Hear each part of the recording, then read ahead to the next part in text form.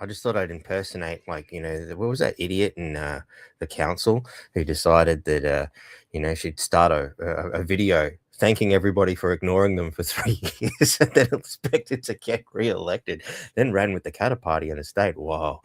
Yeah, this is an old mask. I used to wear this every time we did a Friday the 13th gig back in the day. As you can see, it's still got the old faded friggin' fake blood on it from shit, probably about 15, 20 years ago. So I thought it was a good way to start anyway, but it does present a bit of a problem here. It's I've got to get a straw or something, and you can't have straws anymore. We got leftards. They took all our good straws away. So sips. Nothing but that vile paper shit. So how's everyone been? I may just suddenly burst out pouring snot. I've actually had a bit of a cold the last couple of days. It's just a cold. Like, there was no Chinese men around and no governments injecting me with anything, that, or at least not that I know of. So I'm pretty sure it's just a cold. It took out kind of a lot of the little ones in the house too. But my wonderful little one created some wonderful art, and it's a bit hard because of the glare, but you can kind of see like the way she's folded it. I'm like, wow, that's really fascinating. And when I unraveled this amazing piece of art, there's this wonderful little scribbly line, and the way everything just folded up, it's like, but she still managed to fold it in such a way from the beginning as you go through, so that it was well centered, which I thought was quite amazing. I mean, maybe I'm just well, it's my little girl and she's just amazing and does amazing things all the time, but I was just marveled at the way things lined up. So I thought I'd share that with you and say, well done, Astrid. You're awesome. Sips for Astrid. Brings me a little present wrapped up like that on a daily basis, I reckon. Wonderful little messages of how much she loves her daddy. She's such a good girl. So she got to be the star of the show for a moment there. And she also told me, don't wear the mask, Dad. I don't like it. So I'm not wearing it any further. But I did start the show. And actually, I think I heard her shriek when I went boo. So sorry, Astrid. I didn't mean to scare you. Anyway, let's get on to things that are even more scary than Dad in a mask. This idiot. Yep. The biggest disgrace there is to humanity, or at least to the Australian version of it, the idiot, the village idiot. I mean, it really says so much about the horrific state of this country, where this guy is the prime minister. Actually, I come up with it. He's not the PM. He's the PP, the prime propagandist. And for those of you who are doing amazing artwork like this, he is a poo-poo head. That's why he's a PP, not a PM. He's a big poo-poo head, this guy. The jobs where you get paid $300K to do nothing. Good old CFMEU. Nothing like a little bit of communism disguised as we're defending your rights. Your right to pay more. Your right to give us money to do 2/5 of fuck all. And of course, what other wonderful things has Labor done this week? Labor votes no to child abuse inquiry into Indigenous communities. This also comes at I noticed this popped up in his feed. Yep, I think it is time to audit these things. Where is all this money going? I've seen many Indigenous people living in parks. They don't seem to be getting any of this Aboriginal money. I've got a lot of Aboriginal friends who also don't seem to be getting this Aboriginal money. I'd like to know where all this Aboriginal money is going. And I'd like to thank the Labor Party for the voice referendum that really called that into light. It forced everybody to go, hey, where is all that money going? Wow, if it's not the CFMEU, we've got to give it to some other corrupt organization that does what we ask. The National Apology to the Stolen Generation. Of course, this is where, you found a lot of these stuff. Just go through the comments. It's not hard. I love, like, I could do a whole show on just one post from Elbow. Like, the amount of shit that people post, it's fucking astounding. Anyway, the National Apology to the Stolen Generation remains one of my proudest days as a parliamentarian. Like, what, do we have to apologize every day? It's like, I just want to, like, put this into context. It's like I accidentally bumped into this guy down the street the other day. Oh, sorry, mate. Yeah, no worries. And you keep going. Do I have to come back every fucking year and apologize because I accidentally bumped into this guy? I know it's a bit chalk and cheese. Like, I mean, stealing children versus bumping into a guy on the street. There's a bit of a difference there.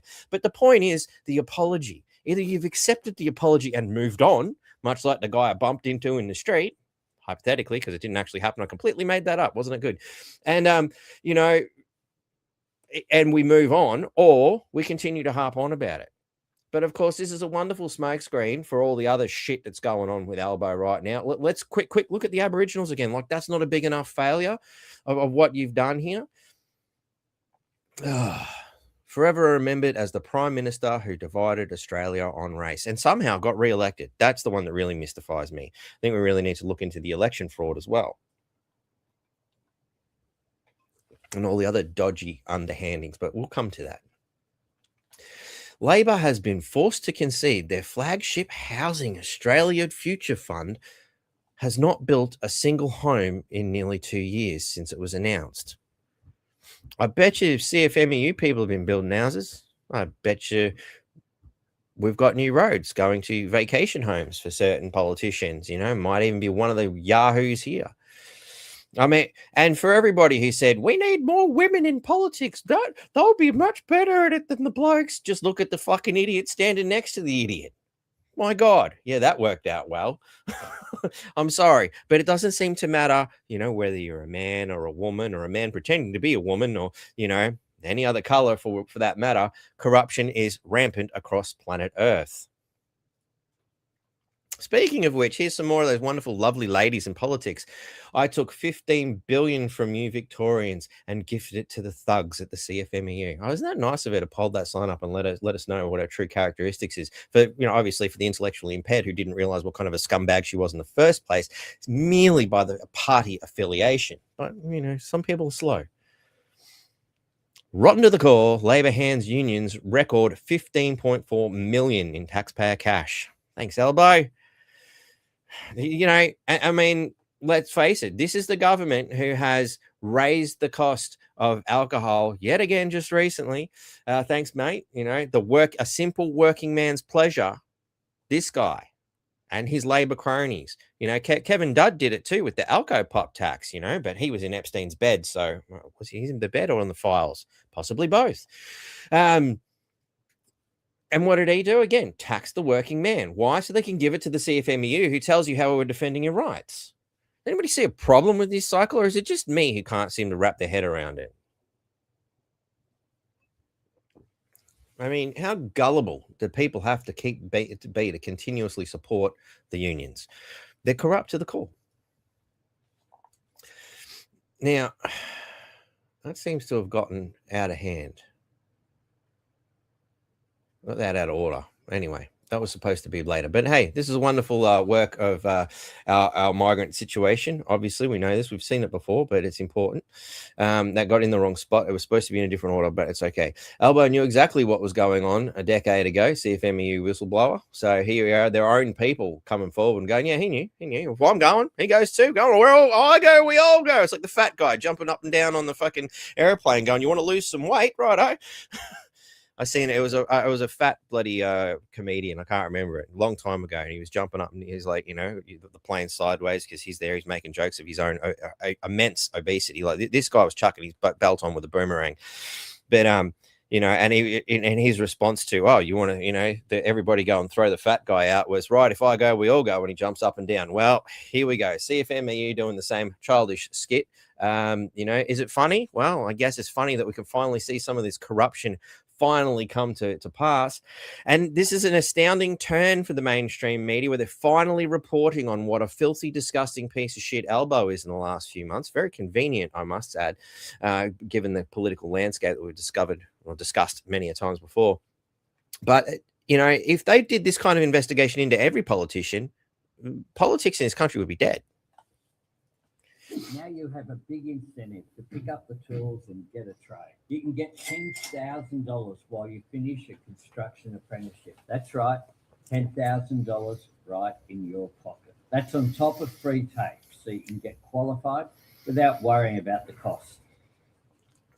Yeah, very important, especially as we're bringing in insane amounts of migration, insane amounts, you know. And of course, we've seen what happens when you don't get proper training and $10,000.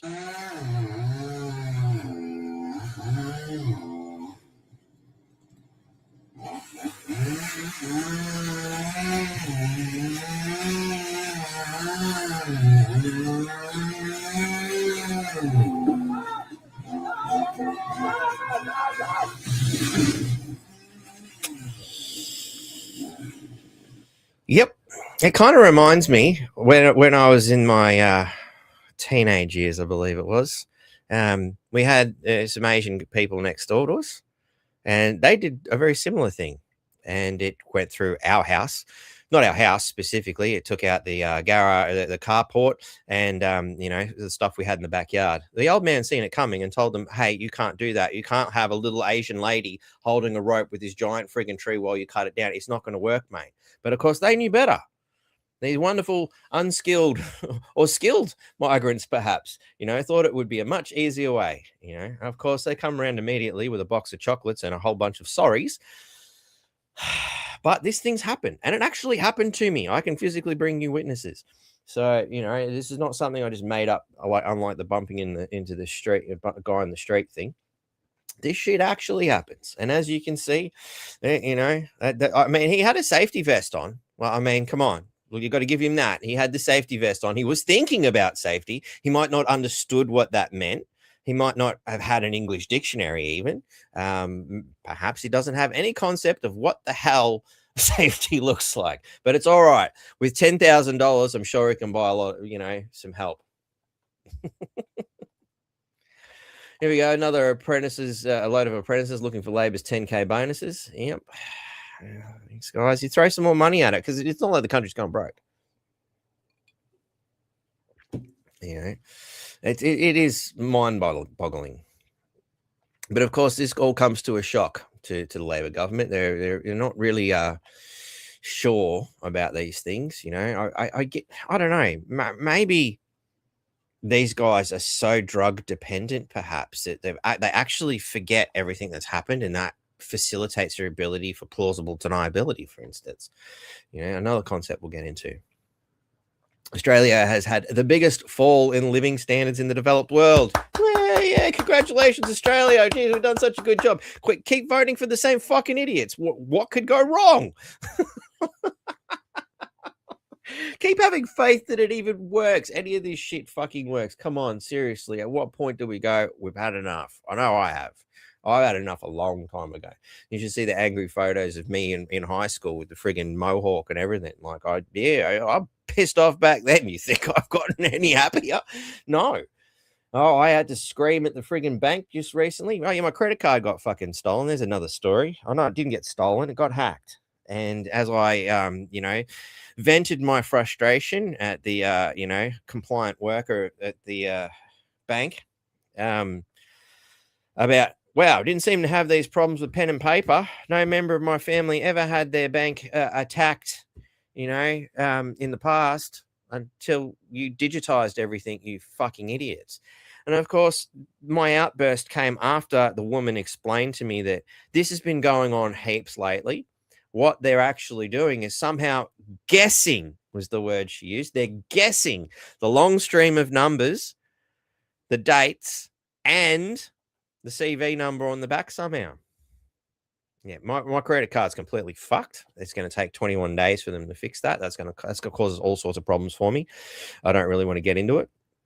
But yeah, I could use some help right about now. This is one of those times where, you know, you might want to look in the description, especially if you're one of those people who've been watching this show for a long time and you haven't really chipped in to help out. There's a couple of people who do, and I love those amazing people. Those guys are, you know, basically allowing me to half fund all the things that I purchased to keep this going, you know, half fund.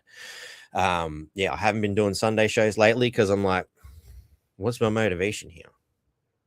Yeah, cool, people are watching it, but what am I getting out of this? You know, also I'd like to take this time to perhaps point out that Facebook and YouTube are not so much your friends. Last week's show obviously got cut out due to copyright shit. So apparently you're not allowed to show something, because that's copyright, even if it's just a piece of it, which is ridiculous. Like, you could probably sit there and argue it, but you can't argue these things with with technocracy, because there's no place to argue it. You can't even talk to anyone. It's retarded.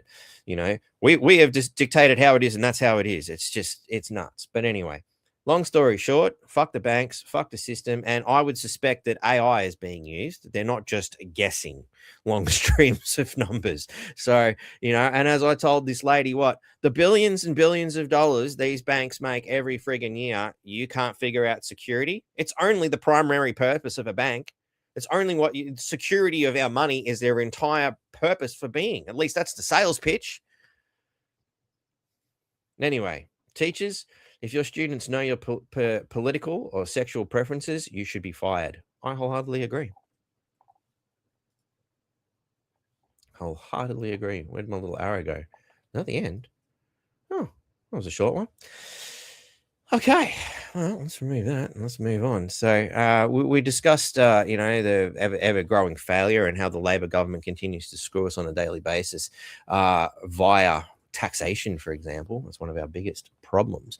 I did see this one just before, which I think is very good. Let's show this. You'll be amazed. And it just shows how much we're getting ripped off. So, let's show the video and we'll go from there. That's the easiest way, I think. That's going to make more sense. Tax on offshore gas exports, PRT, is still giving us less revenue than the tax on beer. Now, if you're like me, you've got to be shitting me. No way in hell is a major mineral export earning less money than beer tax. Just bear with me a second. In 25, 26 in my info, taxes on beer, we're expecting 2.7 billion. Taxes from PWRT, 1.5, so yes. 1.5 to 2.7. So rather than making money off our natural assets, which, from a certain point of view, we should all get some sort of a dividend out of. Like, it's our land, it's our resources. We are one indissoluble commonwealth. We're under indissoluble where am I going? I was about to do something clever, but mine's got wrapped up.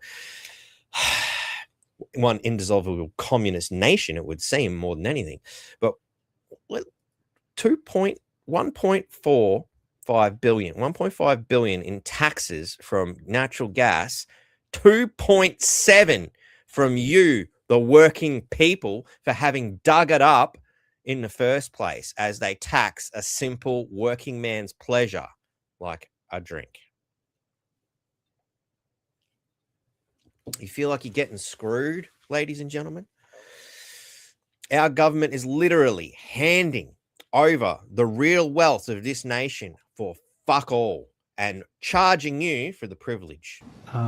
Taxes from PWRT, 1.5, so yes, lower than. How That's not just lower, that's ridiculously lower. How do we live in a country, one of the biggest gas exporters in the world, and we're getting more tax from beer than PRT? Maybe it's one for the minister. This is a political. It's a political decision. Not really an opinion. Well, we've made changes to the PRRT that we got through the Parliament. Other areas of tax reform for us right now, the priority is delivering on our election commitments and on. Really? What election commitments? Like what? Lowering the cost of living? I think you just raised it, you assholes. I think you just raised it. Don't tell me you're fulfilling your election promises. What about lower immigration? That was one of the lies you told us too. That hasn't happened. You're not fulfilling shit. The only thing you're fulfilling is the orders given to you by those who have told you to destroy our nation. Including the bill that the Treasurer introduced today. Scum. Absolute scum. Another example of, putting women in politics, that'll solve the problem. What fuck? Seriously, come on. These are the kind of ridiculous catchphrases we hear these days. We used to hear them anyway. It was a male-driven world. Well, there's a hell of a lot of women in politics and nothing has fucking fixed anything. Come on. It's another one of the great lies. Much like, we'll make everything digital and we'll have a paperless society. Really? I've filled out so many friggin' forms in my life. The amount of bloody paperwork shit I am dealing with lately. My God, this system is a complete and utter fucking joke. There is not a part of this system that has not found its way to piss me off lately. I cannot think of a better thing to do right now than tear down every last institution, scrap the lot, because they don't serve the people. They don't do what they're supposed to do. They take your money and they provide nothing in return. That is theft. It is not a business model. So, anyway. Let's continue with the epic disaster in Australia brought forth by the Labor government. Oh, and look, let's be fair. The Liberals have had their hand in this off, on, off, backwards, forwards, left, right bullshit. If you can even say left, right, it's more like hard left, little left, hard left, little left. That's why they're falling apart, which is great to see to a certain degree, only because it's fear of the unknown that comes after it. But like, surely it can't be any worse. Like, I mean, straight. I guess people have thought that in the past, you know, like when socialism took root in Russia. Oh, it couldn't be possibly worse than the SARS that we had before. They were making our lives real hard. And in came communism. Well, straight, we fucked that one up, didn't we? Anyway, so barbecues galore has collapsed. Obviously, people are unable to go and spend that little bit extra on a quality product. You know, they go to Bunnings and get the cheap shit from China instead. You know, we've sowed our own seeds of destruction here by listening to UN agendas that have allowed this to transpire across our shores. Obviously, the last 5 years have been an economic disaster. We've gone from $2,500 worth of gold to pushing close to $8,000 last week, I think it was, you know, which doesn't suggest that gold's suddenly worth more. It suggests that money's worth less. Which brings us to our opening line here. Barbecues galore has gone bust. 500 jobs are up in the air. And store gift cards, which is what the thieves bought with my stolen credit card information. I'm pretty confident based on the numbers and the way it was done. They purchased, I would say, Telstra gift cards or something to that effect. Came through in Victoria. So you can kind of imagine what kind of people we're dealing with, possibly from Box Hill, just to assume, you know, the kind of people that would be thinking of these things. You know, the store gift cards, which they shouldn't be allowed, in my opinion, have been slashed to 1/3 of their value. Seriously, I don't understand the gift card thing. I mean, not only, well, let's just deal with what's said here to start with. First, the store gift cards have been slashed to 1/3. In what universe are they allowed to say, hey, you can buy a $10 gift card or whatever? We'll just say $10 for now. You know, no, we'll keep it easy. $100 gift card, right? It's now worth 1/3 of that. So your $100 is now $33.33 recurring because it's an indivisible number. How is that allowed? Not, I mean, as if our money hasn't degraded enough. So your $33.30 is actually worth more like maybe $10, thanks to what's happened in the last 5 years. So it was already massively degraded to the tune of 1/3, a half, or if not more. If we're going to use gold as a basis, a hell of a lot more. You know, now it's been degraded further again, allowing a business that's falling apart to not make good on a promise. Cool. All right. So they're going bust and they're running out of money. I guess, sorry, Townsville council or whatever, I owe X amount of dollars. Shit's happened due to your government and your fucking stuff. I guess I can only afford to give you 1/3. Is that okay? Will that work with the government? Oh, sorry, I can't afford to pay your taxes. I can only afford to pay 1/3 of it. Does that work for us? Because that's what's happening to us. This is ridiculous, you know. I'm not saying, you know, to point fingers specifically at barbecues galore, but why is that allowed? How is that allowed? And again, it just demonstrates that a store gift card is not worth anything. It is a fantasy. As soon as you took real currency and turned it into a gift card, it's only valuable if it's redeemable. A voluntary administrator was appointed. A voluntary? Wow, they must be really nice. I mean, what was the administrator already earning shitloads of money? I don't know. Did the 1/3 gift card suddenly come in handy for him? I don't know.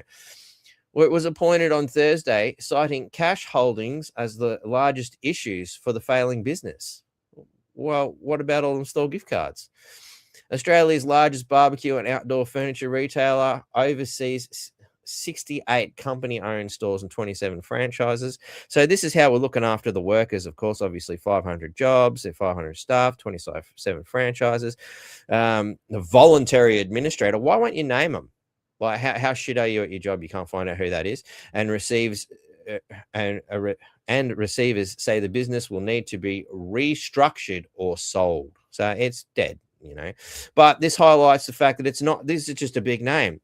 Hundreds and thousands of businesses have died in the last 5 years, thanks to both the Liberal and specifically the Labor, who have continued to drive the Australian people's nose into the dirt. Fucking ridiculous. Anyway, oh, that's right. I had all that stuff up so you could, you know, maybe look into the comments and help out and stuff, you know, 7-day trials and all this other crap that obviously nobody cares about because nobody looks. So, no, you know, a few people have, but fuck all really. But hey, if you'd like to reach out and actually support the channel in some way, please do. I have an email address, you know, you feel free to use it, you know, nqfreedomnetwork@protonmail.com. I don't mail bomb people, by the way. I'm not using this as an opportunity to get your information. It's just to make it easy for you to get to me. Don't send me shit on Facebook. I don't look at Facebook. I hate Facebook. It's shit. I don't understand how people keep using it. You know, like, I mean, they canceled the show halfway through the show last week. They fucked us over during the pandemic. Why are you still going there? I don't get it. At YouTube, the same. YouTube fucked me around too. So I've managed to fix it. I've had to go through and actually withdraw all the shit. So it's now a mere shadow of the fucking the podcast. But if you go to Rumble, if you go to BitChute, or you go to X, you can still see the whole fucking thing. So seriously, and high harps, thanks for reminding me that, you know, there are good, loyal people still using things like YouTube and Facebook. But why? Go to Rumble. Come on. I know you use Rumble as well. I've seen you do your thing. So, you know, I mean, I get it. It's convenient, you know. It's what I'm used to. But, you know, if you're a rape victim and rape is what you're used to, do you want to keep going back? Think about this. These people tried to kill us.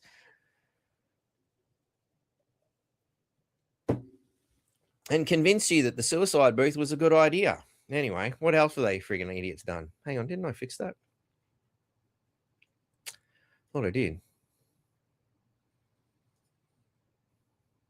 Anyway, doesn't matter. We'll go to the next one. Alan goes to ground. Labor closes ranks on 15 billion CFMEU. So good old Victorian Labor, Jacinta Allen, has refused to respond to allegations. No shit. Maybe she'll have a mental health issue. I don't know.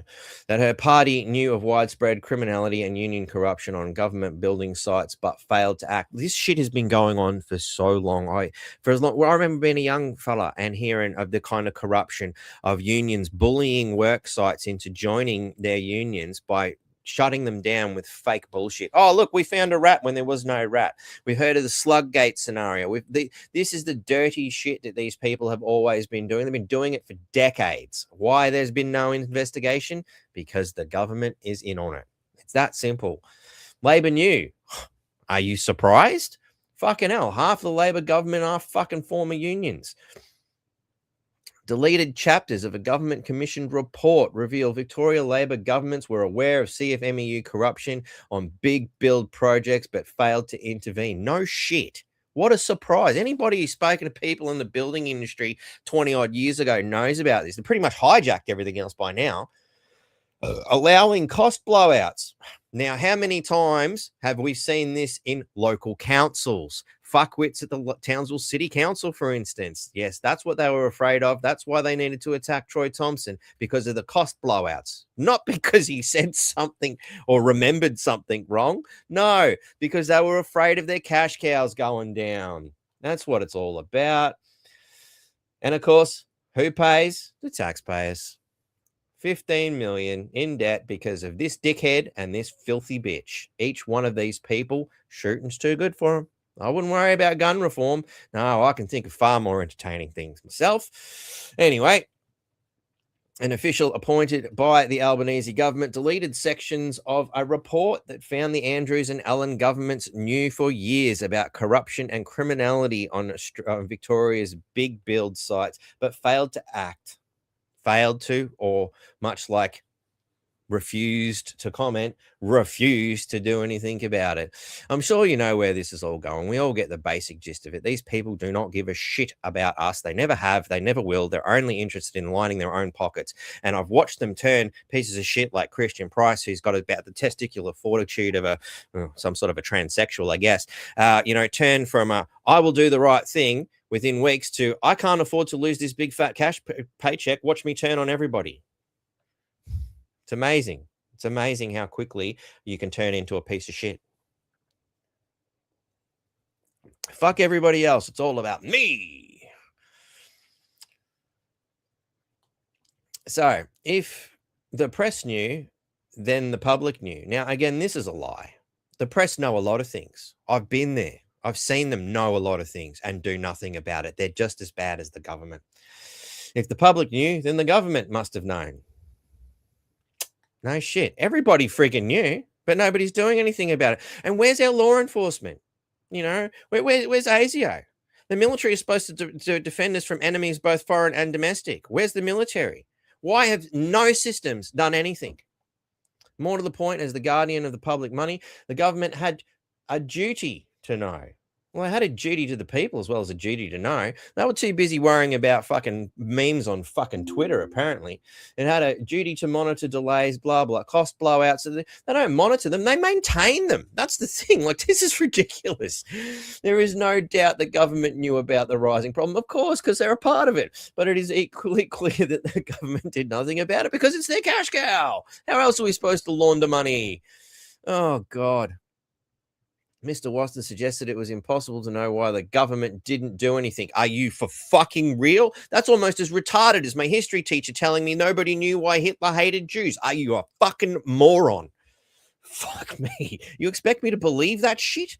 Just like the contractors, those in government feared the adverse industrial action. Really? So they did know.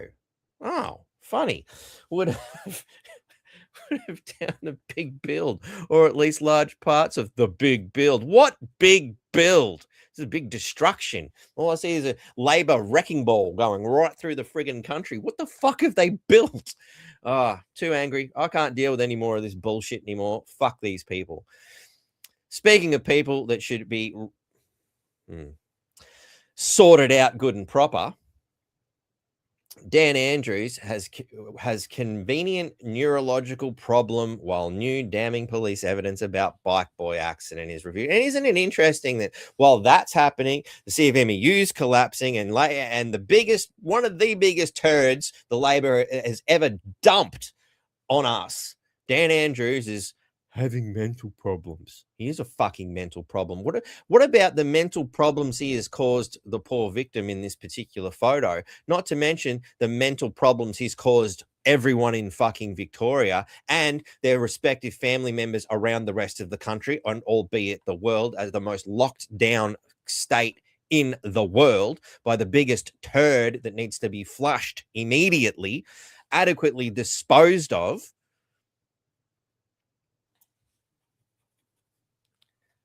We don't need to get into that any further. We know the story all too well. We've been hearing it for 10 years. And again, nothing happens. No, where's the cops? Oh, they were in on it too. Oh, that's wrong. Oh, geez. Is there a part of this world that's not corrupt and fucked? I really can't find it. I really can't. Queensland reveals mandatory mental health element to gun reform. All right. That sounds good at first, but what does that mean? What does that actually mean? Like, I mean, to me, it means that no member of the Labor Party or the Greens or anybody identifying as a transsexual or anybody, who adheres to a religion that thinks it's better than anybody than other people and therefore have a supreme right over them should have a weapon. I think I've just pretty much removed a large portion of the world from having a weapon, just by that simple statement, People with dangerous political ideologies, what the Labor Party, the Greens, Again, these things are a point of view, and in a lot of cases, mental health is a point of view too, it's a perspective. Well, I'm sad I have a mental health issue now. Like, that's how fucking retarded this has gotten. I'm fucking pissed off. Does that mean I have a mental health issue, or do I have a government problem? Or do I have an institutional problem? Is the fact that I've been economically institutionalized by institutions that don't give a fuck about me, is that the cause of my mental problem? I have a solution to that problem. You won't want to hear it, but I have a solution. So, a new suite of gun reforms will include mandatory mental health reporting for Queenslanders viewed as high risk. What, like the Labor Party? CFMEU? You know, what else? You know, corrupt cops. You know, in response to the 2022 fatal ambush of police officers. So, of course, we're going to sidestep the reason that we're looking at this, which is the Bondi massacre, and we're going to focus on a police ambush. Oh, which then there was nothing sus about that at all. Of course, you know, like why just a handful of fucking coppers just happened to turn up at this bloke's property in the first place? Anyway, were they trespassing? Remember, once upon a time, you know, I used to see it in the movies, and and every now and then out in country properties too. You used to see it. Trespassers will be shot. That used to be okay. I put a sign up. I warned you. The tranche of restrictions, including in the ministerial directive, also aims to boost intelligence sharing between Queensland Police and Commonwealth National Security agencies. So this is allowing now Queensland Police, in this particular instance, and no doubt the rest of the Australian, to actually access information that's beyond their actual capacities. Now, one might say they're outside of their jurisdiction, for instance. It strengthens the firearm prohibition order, which will allow police to monitor dangerous individuals. Now, this is an interesting web of madness, because obviously we have different gun laws depending on states, because the states control that. The states still maintain a large amount of power. But now we're merging this into a federal thing. So is it a case that the federally gun control should be operated from a federal level? Is that where we're going? Because you've now tied the federal into the state and blurred the lines between federal and state. Make up your mind, ladies and gentlemen. What way is it going to be? The directive from the health minister. The health minister? Anyway, health minister and gun control. You could turn that in a few ways. Comes after an inquest recommended a range of measures following the shooting of constables, these mob, along with their neighbor Alan, by religious fanatics and conspiracy theorist Nathaniel Gareth and Stacey Train. Amazing. We can just throw the word conspiracy theorist at everything, and that just makes it all okay, isn't it? Will be effective once firearm reforms introduced in response to the Bondi terror attack are legislated to state parliament, with the separate sheet of laws, including a restriction on non-Australian citizens owning a gun. I'm still mystified that non-Australians were allowed to own a gun. That one does my head in. What kind of a national security threat is that? That is a level of retard that is beyond reckoning. Absolutely beyond reckoning. Under the Mental Health Reporting Directive, professional carers will be required to make a referral to police when they assess whether an individual is a higher risk to commit violence with a weapon. Well, I suppose if you do it with a pen, it doesn't really friggin' matter. Hey, police, doesn't it? It doesn't really matter when you're doing it with a pen. The violence you commit. You don't give a shit about who you starve. You don't care about how many homes and lives and businesses you ruin. I mean, that's an act of violence as far as I'm concerned. Why aren't we going for the real criminals here that are driving people to criminal behavior? The direction is on top of laws that already require gun licensing applications to clear any neurological condition. So it's a self-assessment. Psychiatric disorder. Well, I worship a God, and that God tells me I'm better than you, and then I can rape women, and I can do whatever I like and treat you, the rest of you, like dogs because you know better than animals, according to my God. Now, is that a psychological issue? And alcohol and drug history. What? So, and what does that mean? You've had a drug? Well, I mean, Big Pharma hands them out all the time. Alcohol? Wow, can't afford it. Thanks, Labor. The events are probably better off with drugs. It's cheaper as far as I understand. Wouldn't know. But, yeah. But of course, this is all about that event. that one event. You know, they want to sidestep the racial issue. They don't want to be, because it's a liberal thing, they don't want to be seen as doing the federal government's business here. This is ridiculous, utterly ridiculous, and shame on all of you fuckers. The only thing you really should be worrying about is stopping the non-Australian citizens. And how are you a non-Australian citizen? How does that work? Including a restriction on non-Australian citizens. That term itself sounds about as stupid as fucking what's that retarded statement they keep using? Sovereign citizen. Yeah, it's just as dumb. Utter moronic. Anyway, what other shit is this?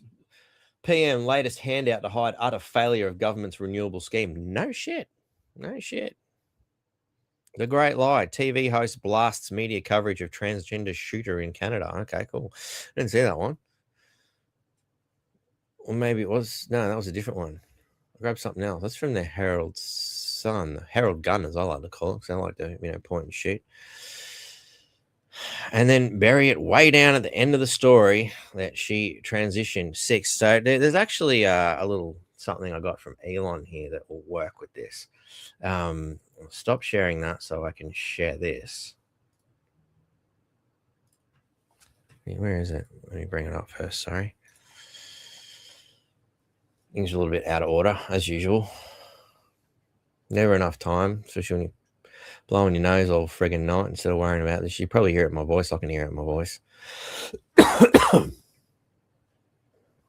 Looking at you. That's not where I want to be. Not even in the right folder. You know, I can't find it. No, here we go. We'll get there in the end. Now, let's make that large icon so I can see what the hell's going on. So, it's here, I swear. There it is.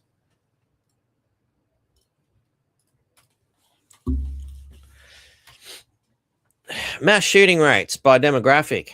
And while we're talking about the mental health of people who should and shouldn't have guns, let's have a look. The lowest, of course, was people from Spain. And I'm guessing this is an American thing because I got it from Elon. Good old Elon. He never lies, does he?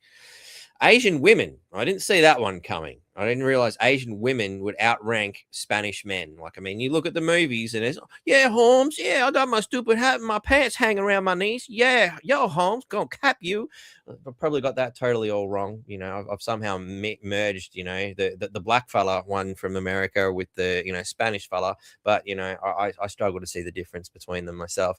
You know, the mentality more than anything. It's the mentality I'm talking about, not the actual physical people. Everybody's focused on that. You know, think about the mentality. You know, they assign themselves a value by acting in that manner. Anyway, you know, white men less than black men and less than Asian men. So it looks like Asian women and Asian men are pretty high on the you know, non-trans binary scale as an actual threat. Yeah, we seem to be importing a large amount of them here in Australia, which is very concerning. But it is most certainly the trans non-binary females and the trans non-binary males. Now, I'm no amazing mathematician, but what would this look like if you just got rid of the gender fucking barrier, because that's where the trans mob are going? Combined that to come out all the way out the fucking other side of the screen, and the Asian men and the Asian women, and that would be a big equal second. I mean, seeing as the women from all the other didn't even get a mention, I'm pretty confident we're going to see that trans people and Asians are the most dangerous people on the earth, according to this last 10-year study. And that's public incidents shooting involving more people, fatalities expressed as rates per million. Now, it's not me saying it. That's this statistical analysis as shared by Elon Musk himself. I don't even know where they got the information from. But just looking at these things, when you combine the Asian women with the Asian men and I don't even know how to describe this this weirdo fucking mental health capacity, because let's face it, there's a mental health issue there and it's clearly demonstrated. You know, nowhere does it say conspiracy theorists. Nowhere does it say far-right extremists. Just putting it out there. What's the real threat here? What's the real, you know, and amazingly, with all the hype about, you know, Islamic terrorism, I don't see people of the Arabic nations there either. Oh, my camera's gone and done weird shit again. Hold on a sec, ladies and gentlemen. I'm just going to reset the camera and hope it comes good. Hopefully it doesn't require a big full drop in and drop out again. But yeah, isn't that a fascinating statistic? Very interesting. Very interesting. So, there we go. We're back. Let's continue down the line. So,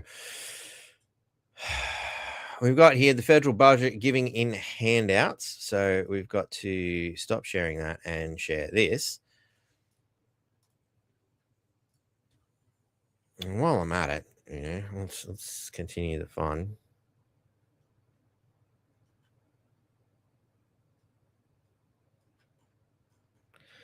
I hate the way this new thing's set up. It really sucks. Oh, that's right. Here we go. That's what we're looking for. ASIO and Queensland Police don't seem to be around today. Oh, that's interesting. Oh, no, there it is. Hello, Queensland Police Surveillance Drone R1. Just took a little while to register your existence. That's all right. And good old Hidden Network's still there too. You guys never disappoint, do you? Never disappoint. Anyway, just thought I'd say hello to you, mob. Hey, maybe instead of hanging or buzzing around here, you could arrest some real terrorists, like the ones in Parliament. Just a thought.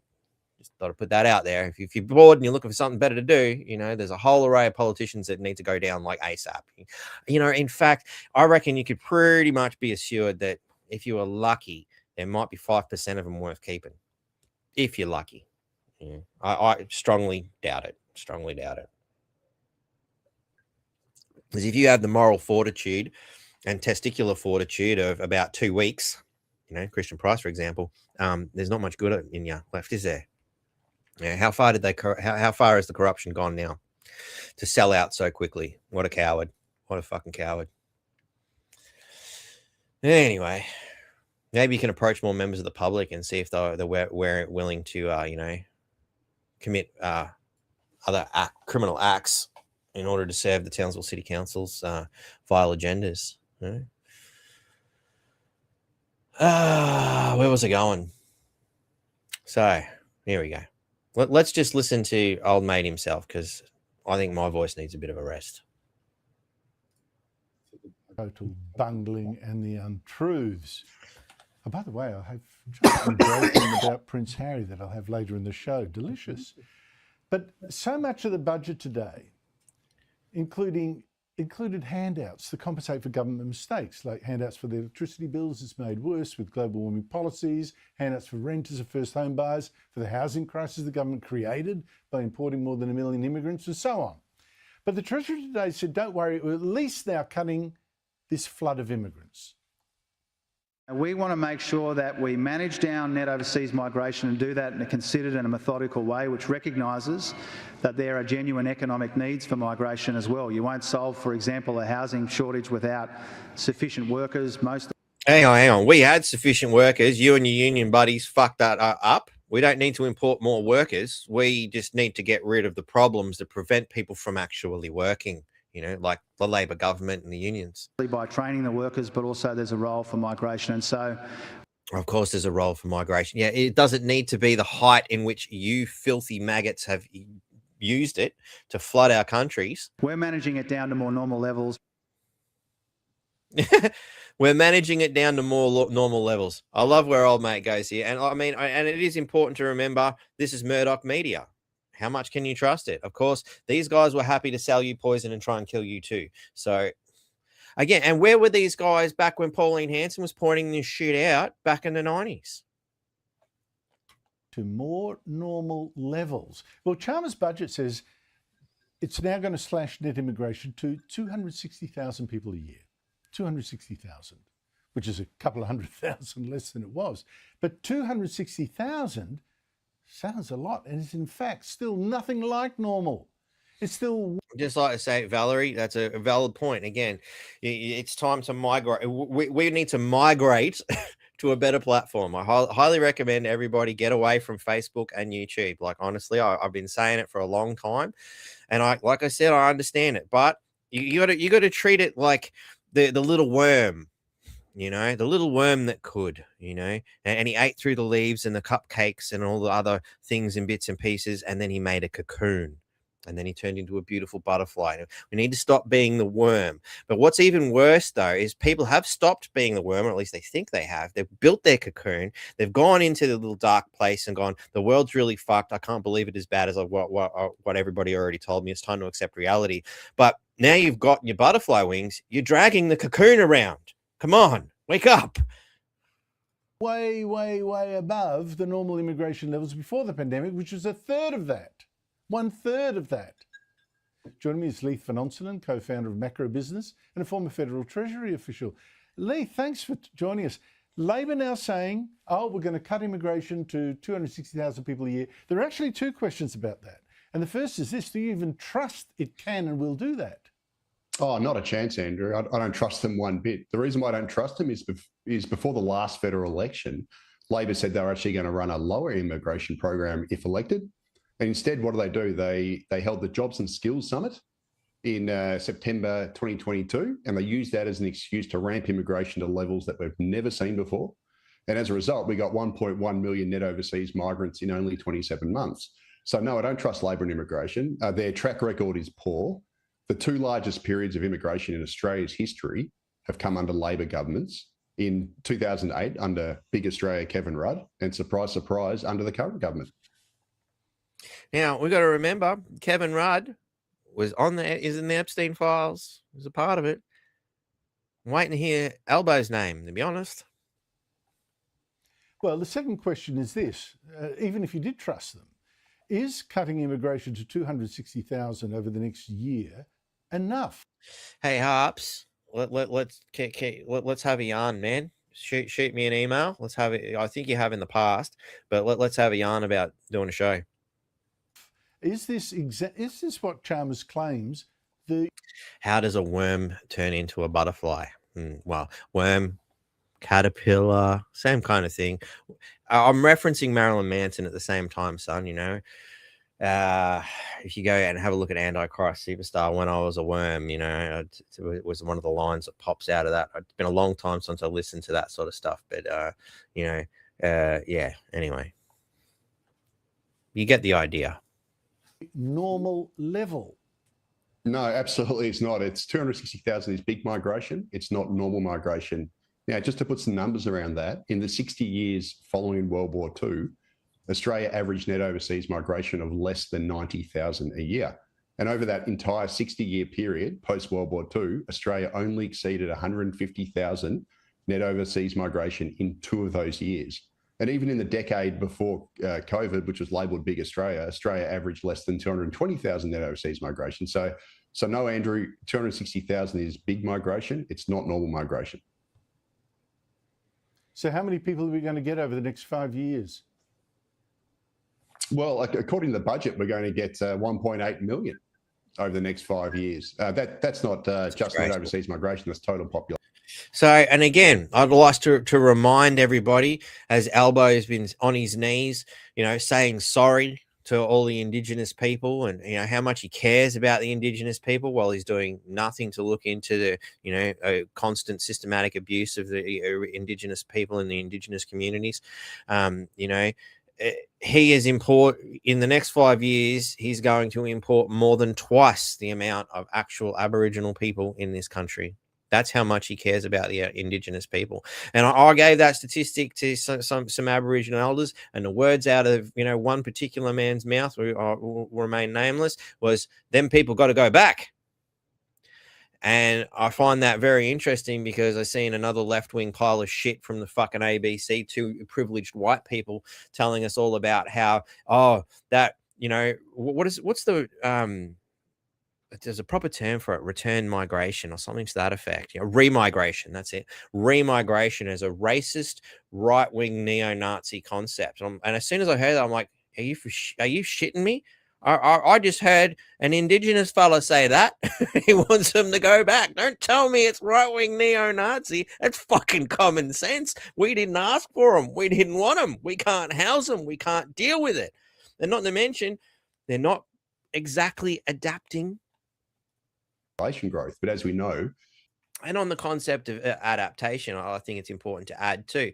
I mean, it's taken 200 years for the colonials and the original inhabitant of this land, to be able to start communicating. And I mean, start communicating. There's a lot of work to be done. How is that going to be possible when you've got people running around going, you will obey my laws and you will obey my God and you will do as I say because I am better than you, my God says so. This is fucking retarded. Like, I mean, that's the whole basis for hating on the colonial concept in the first place, because they brought their God and their way and they were saving the savage. Now we've got another bunch of mob coming doing the same fucking thing. Yet the leftists are patting that on the back while calling out the other lot. I don't get it. 5 years. That's not just net overseas migration, that's total population growth. But as we know, that is driven by net overseas migration. And that level is obviously not going to, it's going to ensure that Australia remains. It's interesting. New South Wales and Victoria suffered the most. Obviously, Queensland. Amazingly, Western Australia suffered the least. But I can see it here in our community that we are suffering. I escaped Victoria because I was sick of seeing what I'm seeing then. And I'm seeing the same thing happening here in far north Queensland, which is very disturbing. We've got a lot of problems, ladies and gentlemen, a lot of them. And I'm not saying just because they've come from overseas, they're bad people, but bad people are coming in. We've already got a bunch of our own bad people. They're in government. Short of housing, it's going to remain short of infrastructure. It will put pressure on our water supplies, our power supplies, and our overall living standards. So, and it's also important to note, Andrew, that the Centre for Population released its projections in December, so only a few months ago, and it was even more aggressive. And it predicted that Australia is going to add 4.1 million people over the next 10 years. So that's basically a Canberra a year for 10 years. So where are all those people going to live? That's the question.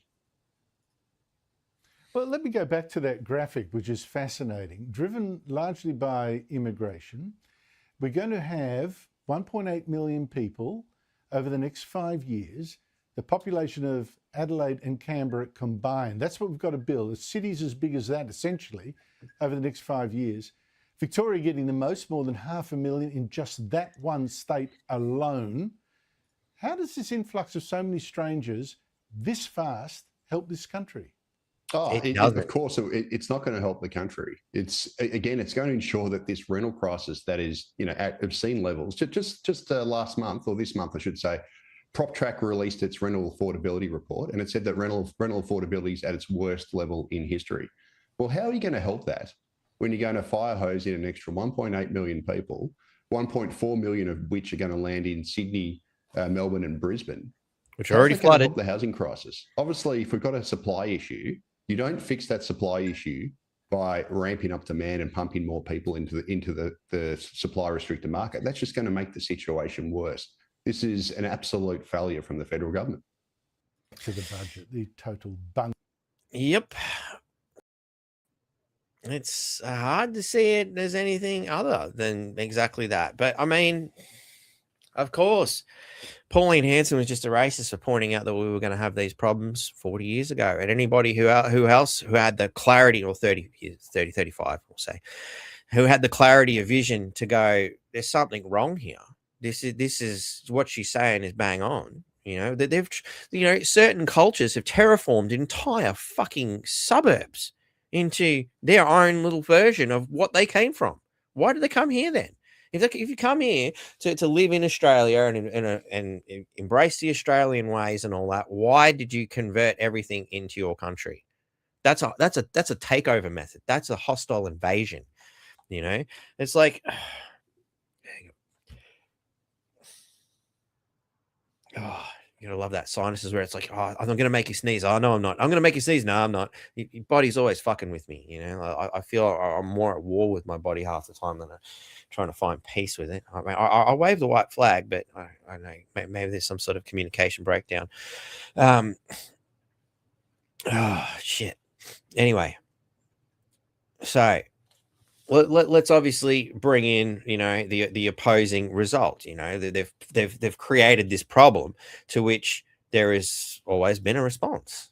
That response is, in this case, the Pauline Hanson scenario. Do I trust her? I don't know. I mean, it's important to point out that, it's more than 1 month old, but, Pauline Hanson traveled to US on Gina Reinhart's private jet to attend CPAC. Very important piece of information there, Pauline Hanson and her chief of staff, James Ashby, who in my, brief experience with him, was more interested in showing everyone old mate's boat and how lucrative things can be. Flew to Florida on Gina Reinhart's private jet in October and stayed at the miners' magnate's Palm Beach mansion close to US President Donald Trump's Mar-a-Lago resort. Guardian Australia can reveal, Left-Wing Australia, we should rename that, revealed that One Nation senator and her staffer traveled with Reinhardt on the mining magnate's Gulfstream. So you can see where the money's now going to come from. With publicly available flight tracking data showing that the aircraft traveled from Brisbane to Perth before flying via Osaka to Palm Beach. Now, we can go through all the bullshit, and we know this is left-wing media, so all it's going to do is rag on this whole situation. But there is an important question. If she's getting in bed with the big money makers, where's that going to leave us? Because the big money makers haven't exactly cared for us in the past. And as we looked at previously, where's all that gas tax coming from? Where's all that mining money going? It's not coming to us. It's not even going to the government. The surprising Aussie politician spotted at Donald Trump's extravagant Great Gatsby-themed Halloween party. Where did this come from? I don't remember putting this in. So obviously, it's a big, wealth fest. A big party by the rich and the famous. And Pauline turned up, and not long after, her popularity has gone through the roof. She's been struggling for a long fucking time to get the message out, but it seems she's made the right friends now, which means, as much as I might agree with some of the things she says, and is about, it's going to cost us, I think, and even the, controlled version of the right wing, also Murdoch media, is saying the same thing, Of course, the leftists are scrambling. The conversation, may as well say the communist, yes, One Nation's poll numbers are climbing, but major party status, let alone government, is still a long way off. So, again, it's all right. Relax, leftards. Don't worry. One Nation is 27% versus 33% of Labor, which is not that much of a difference, considering I'm sure that 33% is manipulated. And the coalition at 18%, isn't that working well for them? That makes them the opposition fundamentally. The Greens aren't even in the race anymore. That's how much the right funding and the right people can do for you. Headlines tell us Pauline Hanson's party is soaring, with some analysts asking if she could lead the country or emerge as opposition leader amid a populist uprising. Now, I love the way they use the word populist uprising. It's a democracy. What the majority think is how it works. And of course, democracy is only convenient when it works for you. So we need another word for a democratic point of view. So we'll call it populist, because that'll feed the tall poppy syndrome that a lot of people seem to have, particularly here in Australia. It's a big tall poppy syndrome here. But anyway, give me a second. Yep, I'm going to do it. I'm going to blow my nose. How many people love you so much that they'd share blowing their nose with you? That's how open and honest I am. At least I didn't burst an eardrum this time. I actually did that once. And actually, I was that backed up and clogged up, and I'm like, I want this shit out. And I pushed that hard that I burst my eardrum. I wouldn't recommend it. It's really fucking painful.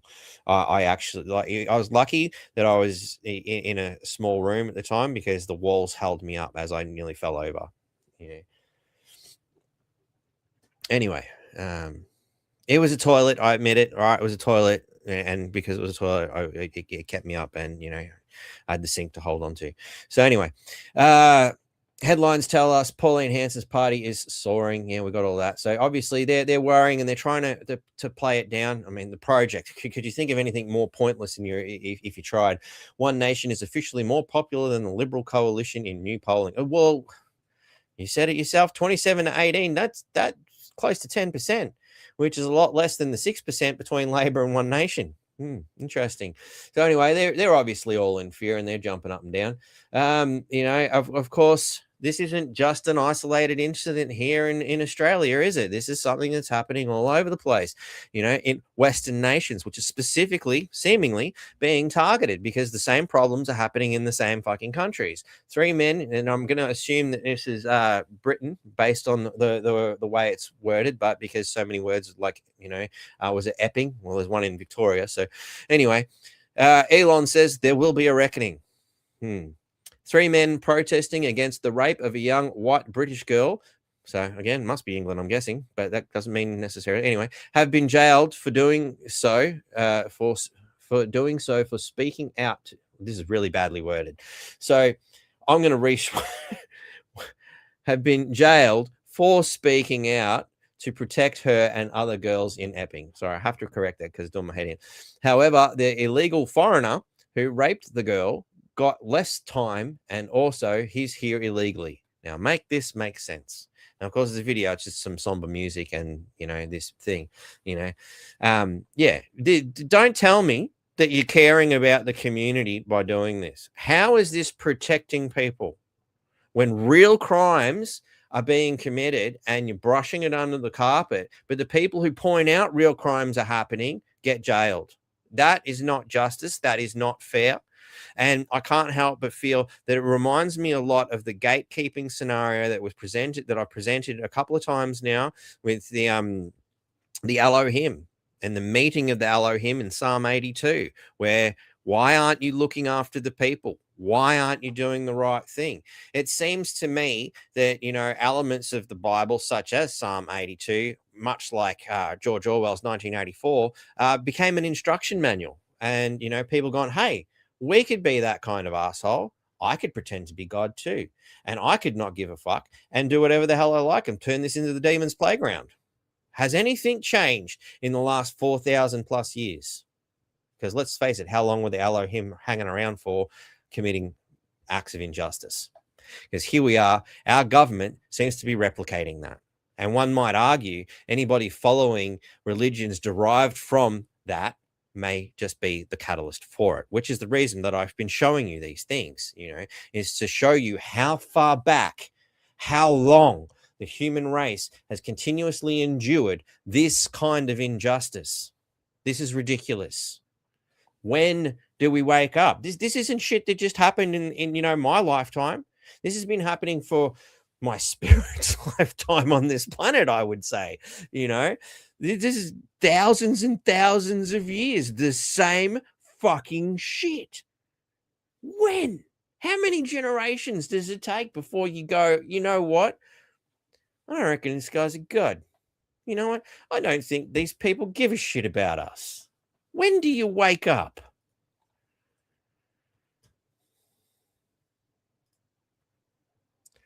So while we're grabbing things from Elon and seeing what, you know, Elon's AI chat box Grok started calling itself the Mecha Hitler. Now, why did I bring this to your attention? Because Richo sent it me for a start. So thanks for sending me some stuff, Richo, that I could use.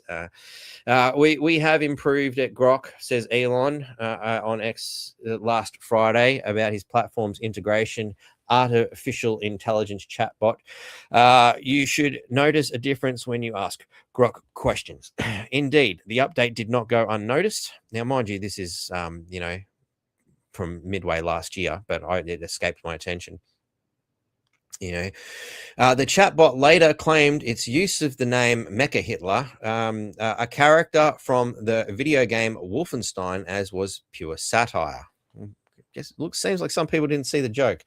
In fact, you know, I think the game Wolfenstein was probably my opening to comprehension of words like Achtung, which is written on just about every wall in that video game, and mein Leben, my life.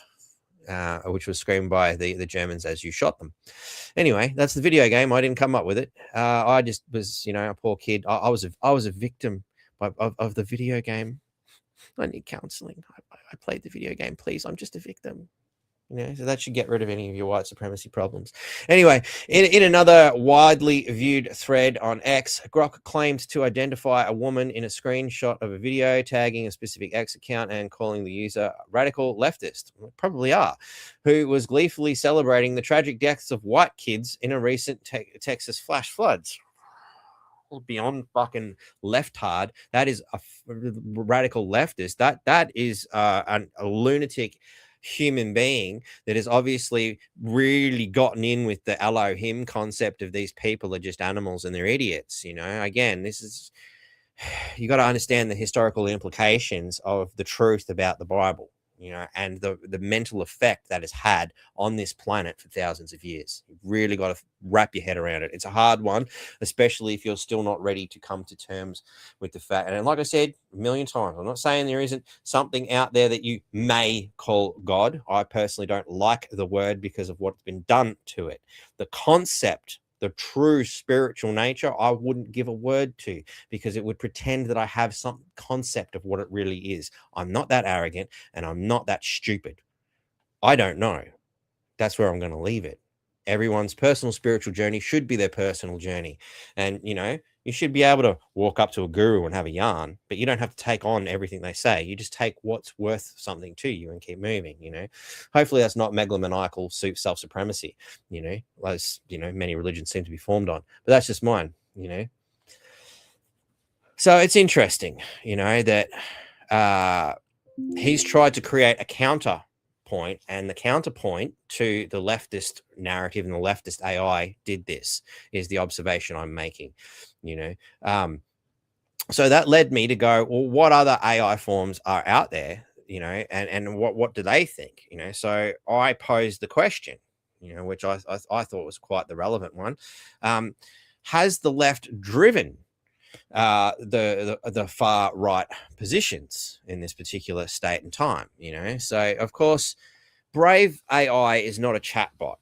Brave AI is fundamentally an internet search engine. It's like Google on drugs, which is basically what a lot of search engine AIs are.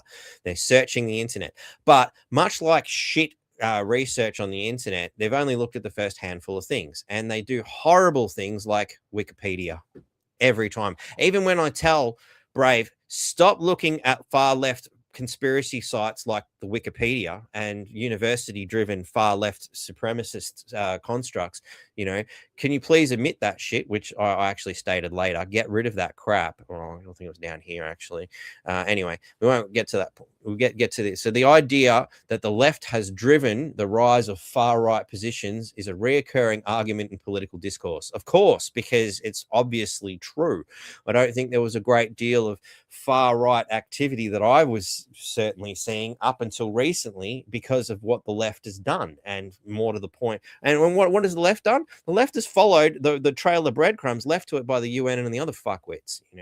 These people have just been manipulated and they can't see it, particularly in Europe and US proponents of this view, such as in the Open Democracy article 2014, arguing that left-wing policies, especially those perceived as increased dependency through expansive social welfare, of course it does, undermine economic liberty and foster resentment. Of course it does. This, they claim, creates a fertile ground for far-right narratives that emphasize national identity, law and order, and opposition to immigration.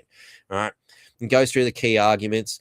Economic dependency, leftist social policies may make people reliant on state support. Well, of course they do, because they crush the economy, leave everybody down and out and going, oh, I need welfare now. But in order to get welfare, you have to be the right kind of person. You have to do the right thing. You have to jump through the holes. It's a system of control, and it's really simple to see. But this is a search engine. It doesn't think that way. Cultural backlash. As the left pushes progressive social agendas, the LGABC, and it's not about LGABC rights. Again, that's what they call it. Personally, I would relabel that as to LGABC lunacy, but that's another thing. Climate action, again, What are you going to do? Seriously, climate action? Go and fucking get some smoke signals and pray to the fucking gods, because that's where you need to go. The sun's doing this shit. And for anybody who's interested, go see, you got old Stephen Burns. He's got some good shit on how the sun is going absolutely crazy right now and throwing out all sorts of shit. What happened astrologically that we've been talking about? Was it 3i Atlas that went there near there sooner before?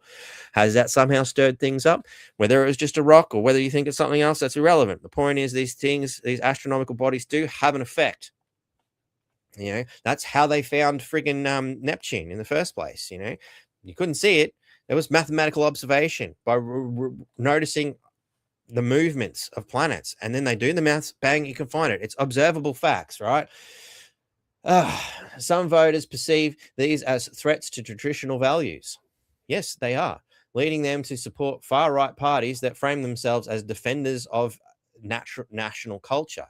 Of course they do. You know, when this system is screwing me, oh, this one's offering a better idea. Oh, I guess we'll go there. Now you're starting to see, not only is this a common sense scenario, but it's also how you might manipulate a situation if you wanted to. Perceived hypocrisy. Critics argue that corporate co-optation of progressive values like performative DEI campaigns without structural change, or without how the fact that they're committing acts of fraud, I mean, it hasn't pointed this out, has created disillusionment, making far-right rhetoric about fake progress more persuasive. Well, I mean, you put it in, it is fake progress, because they're manipulating and fudging figures and terms to make it look like what they're doing is helping, but it's not. Go and look at your power bill. Everybody can see it. However, this view is contested. Research from the LSE and Harvard Business School, because they can trust them, emphasize that economic insecurity, globalization, and the failure of neoliberal policies are central driving factors. So here it's openly telling you that it's the economic insecurity brought on by massive hordes coming in and fucking everything up. And, you know, globalization, so back again to the UN and their ridiculous ideas, and the failure of neoliberal politics, so new liberal policies, are central drivers. It's obvious. You know, they pointed out themselves. Far-right parties often gain traction not because the left moved too far left, bullshit, but because voters feel abandoned by the traditional left. No. Well, isn't that the same thing? Like, I mean, it's amazing how, like, it's just grabbed crap from the first few pages of the internet and spewed you political bullshit that makes no fucking sense, you know? Far-right parties often gain traction not because the left moved too far left, but because voters feel abandoned by the left. Well, if I'm standing here, an old mate on the left here, who used to be a mate, is now standing all the way fucking over there, pretty hard not to feel abandoned, isn't it? He's not even in the same room anymore. He pissed off, you know, and left me to clean up the mess that he made.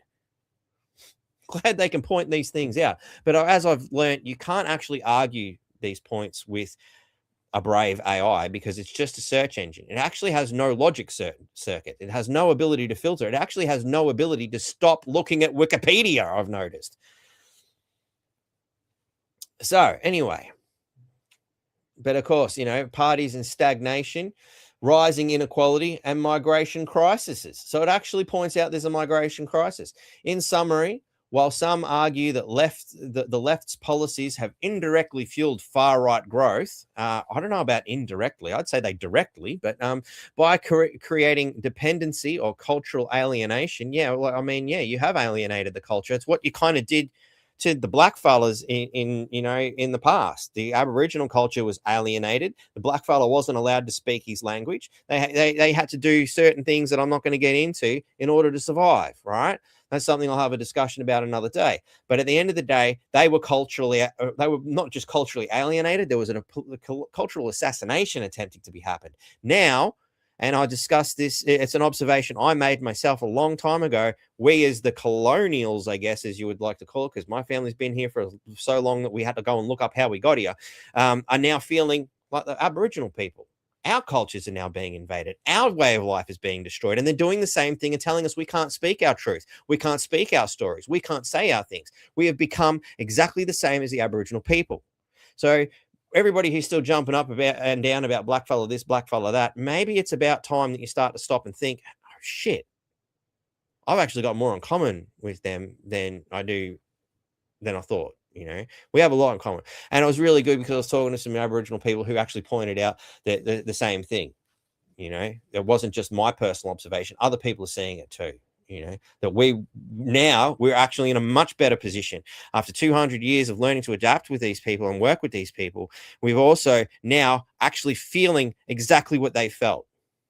They keep going on about the stolen generation. Well, the same thing happened to white people.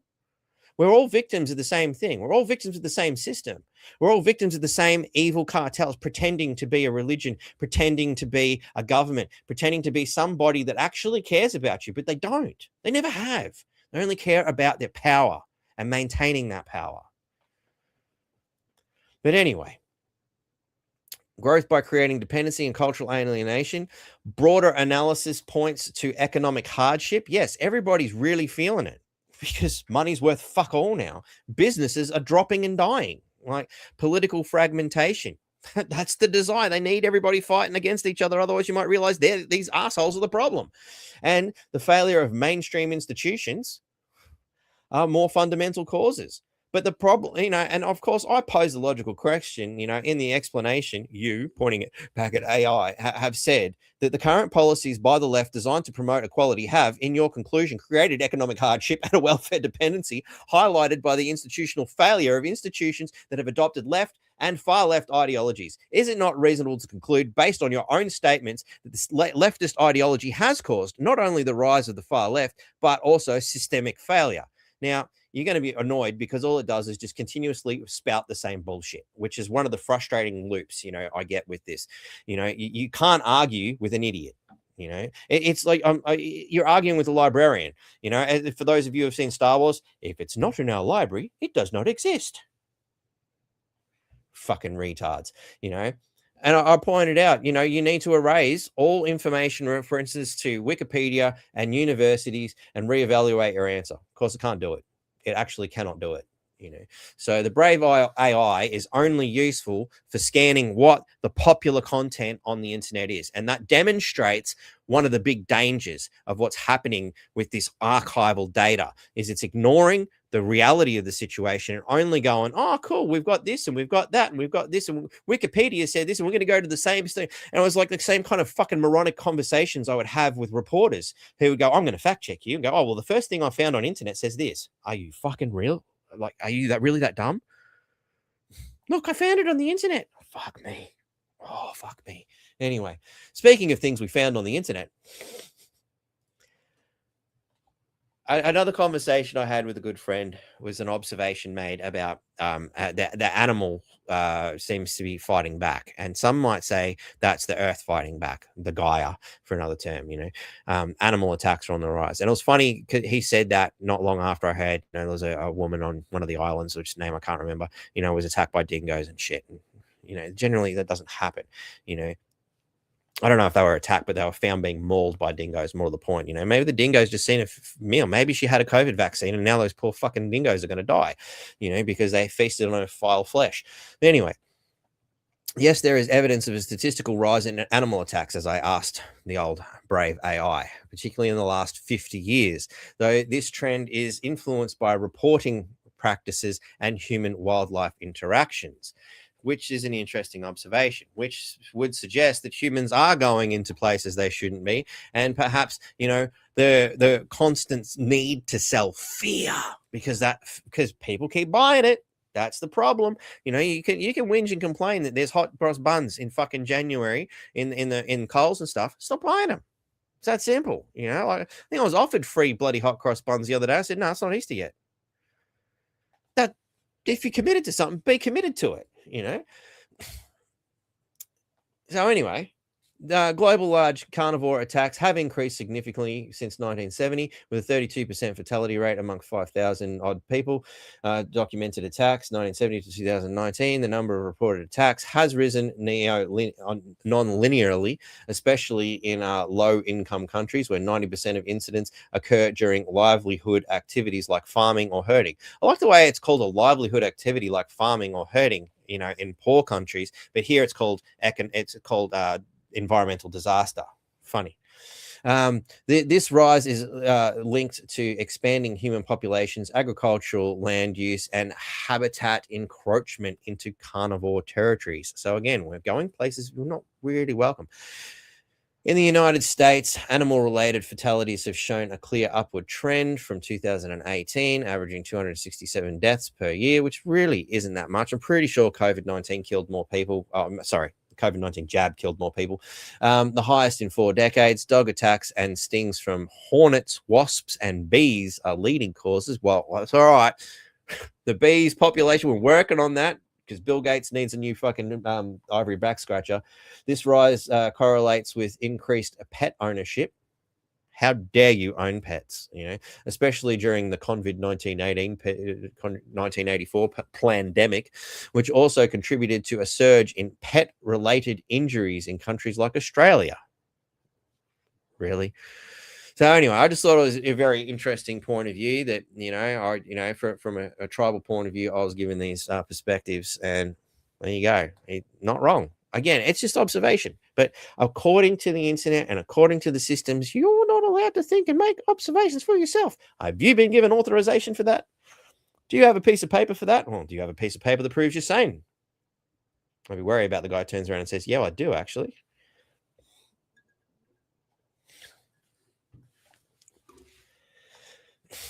So, anyway,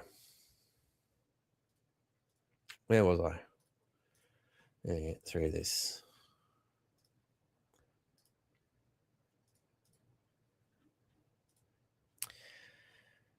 So in all that, and we'll tie some of this together in some way, shape, or form here. So the mining element. Oh, did I just get? No, I didn't. I think I got rid of the wrong thing. I'm not sure. Hopefully it comes back if needed. Share screen. So this is an interesting move by Trump. Trump orders Pentagon to buy power from coal plants. Now, Pauline Hands has been hanging around with Gina Reinhart. We're not getting money from these kind of royalties. There's a problem, I foresee. He's ordered the Pentagon to secure a long-term power purchase agreement with coal plants for military installations. The president said he also directed the Economy of Energy to issue funds to keep coal plants open in West Virginia, Ohio, North Carolina, and Kentucky. Now, a lot of people are going to be like, oh, that's good. I see the benefit of that. But are we really helping nature? And here's the big contradiction. Everybody starts getting, I can't believe you said that. But I did. It's not exactly what I call progress, but how are we supposed to make progress when you can't turn the fucking power on? I'd like to tie that in and just really think about where this is going to take us, because this is the dangerous move where they've pushed stupidity, okay, the left, so far into the realm of lunacy that when you come back to well-centered, from such a large distance, you go screaming past it and end up over in the right. So we should be careful, because my crystal ball's telling me we might actually see a nasty right-wing socialism, or at least a form of it, coming forth. It's good. For now, it looks good, but what will it be? I'm worried. Labor left faction founder Peter Boland says anti-Semitism is a problem within the party. No shit. So they can actually, the Labor themselves can say, the Labor left faction founder says anti-Semitism is a problem in the party after ALP MPs joined a rally where the phrase globalize the infidel. I don't know what that means. Globalize the intifada. Globalize the intifada. Sorry, I didn't read this article, so let me get to it. Let's have a look. Oh, not B. V. Is a slogan that has been used to advocate for international support of Palestine resistance against Israel occupation, as well as other issues that people see as tied to parliamentarian cause.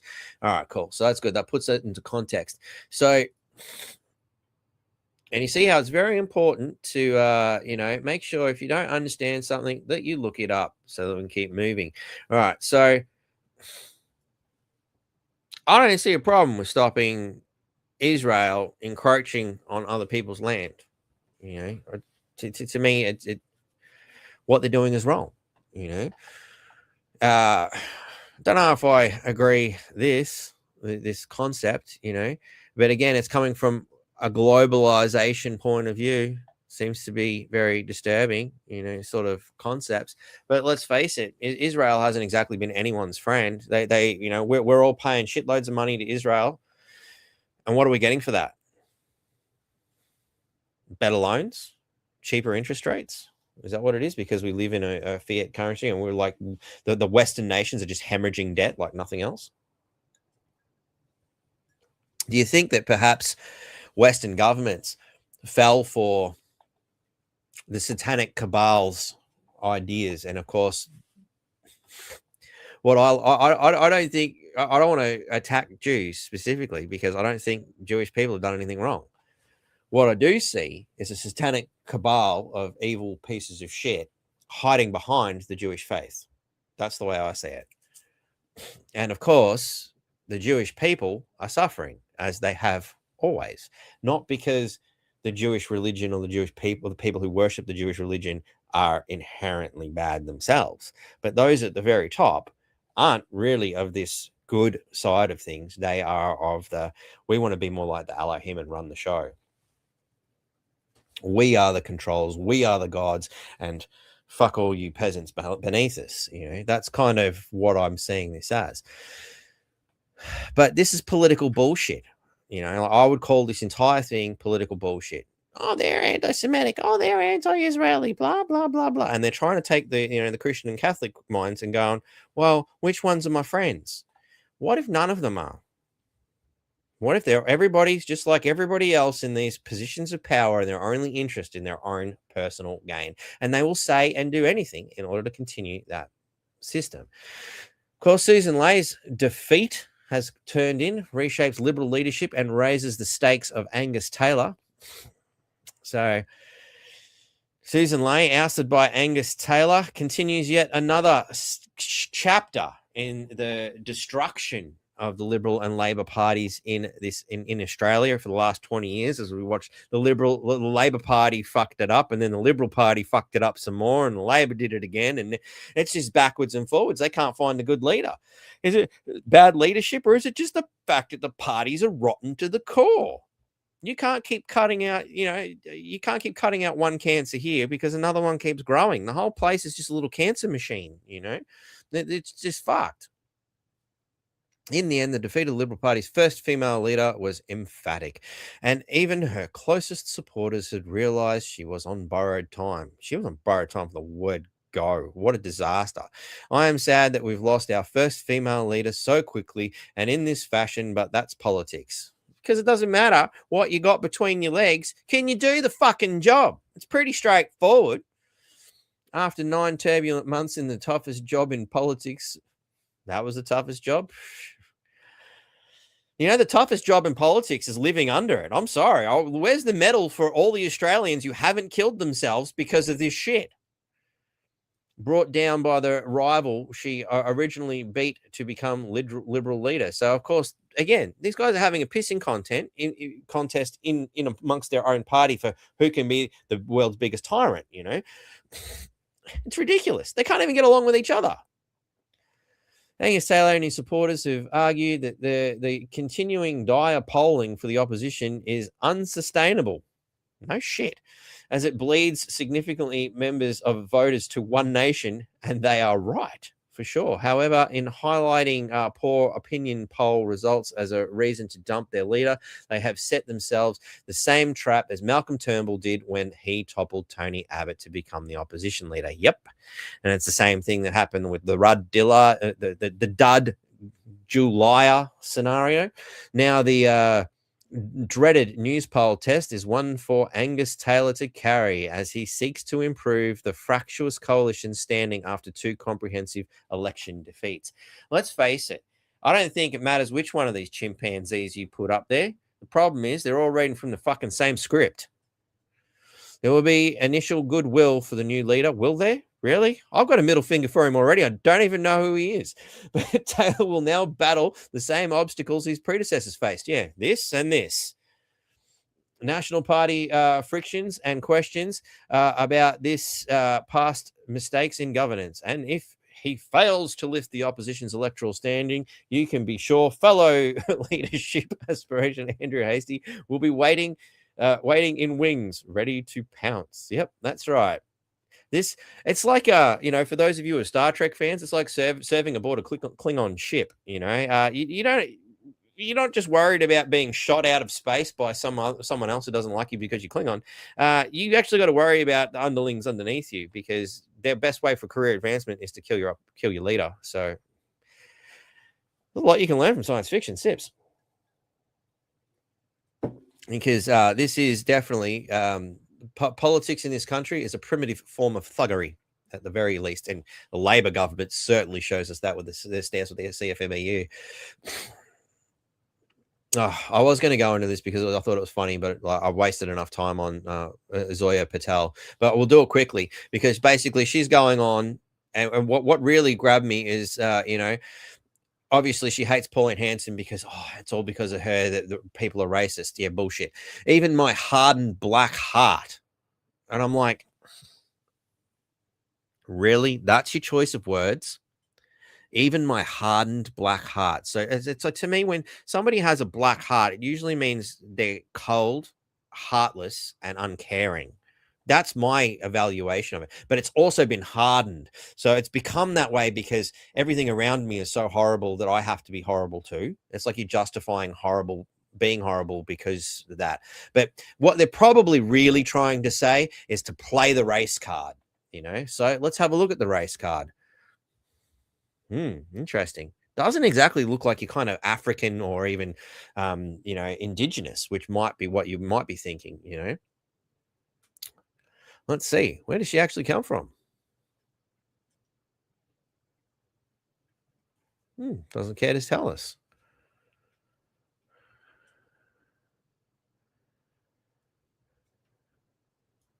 Feminazi? Careers for non-profits, generally, leftist bludger organizations who funnel money for corrupt purposes. Yep. No mention of her actual history. I'm going to, because we're short on time, I'm going to make a quick assumption that she's actually looks very much to me to be of an Indian Asian descent, but she's going to claim the black card much like Harris did, because that is a popular concept. So you can see straight away from the word go, she's attempted to manipulate you by claiming the black heart. So anything that's not white is instantly black, apparently, and it's all about Australia's anti-immigration stuff. Rightio. Yeah. Head topics. Yeah. It's all about what the head thinks it is it? Wild.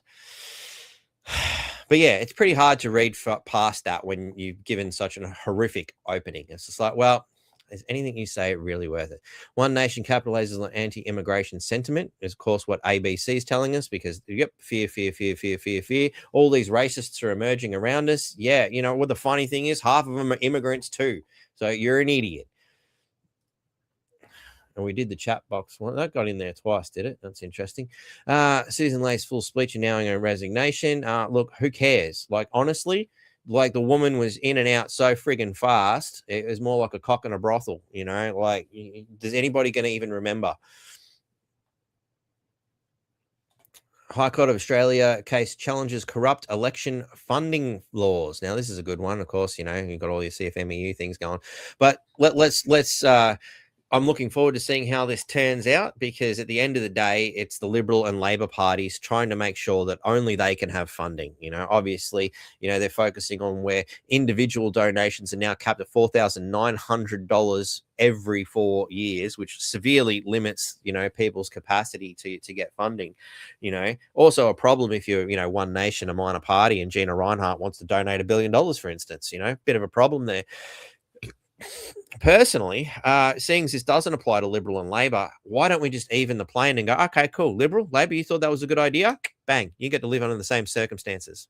You know, much like, hey, Albo, you think pensioners can live on fuck all and you know the circumstances you got? Guess what?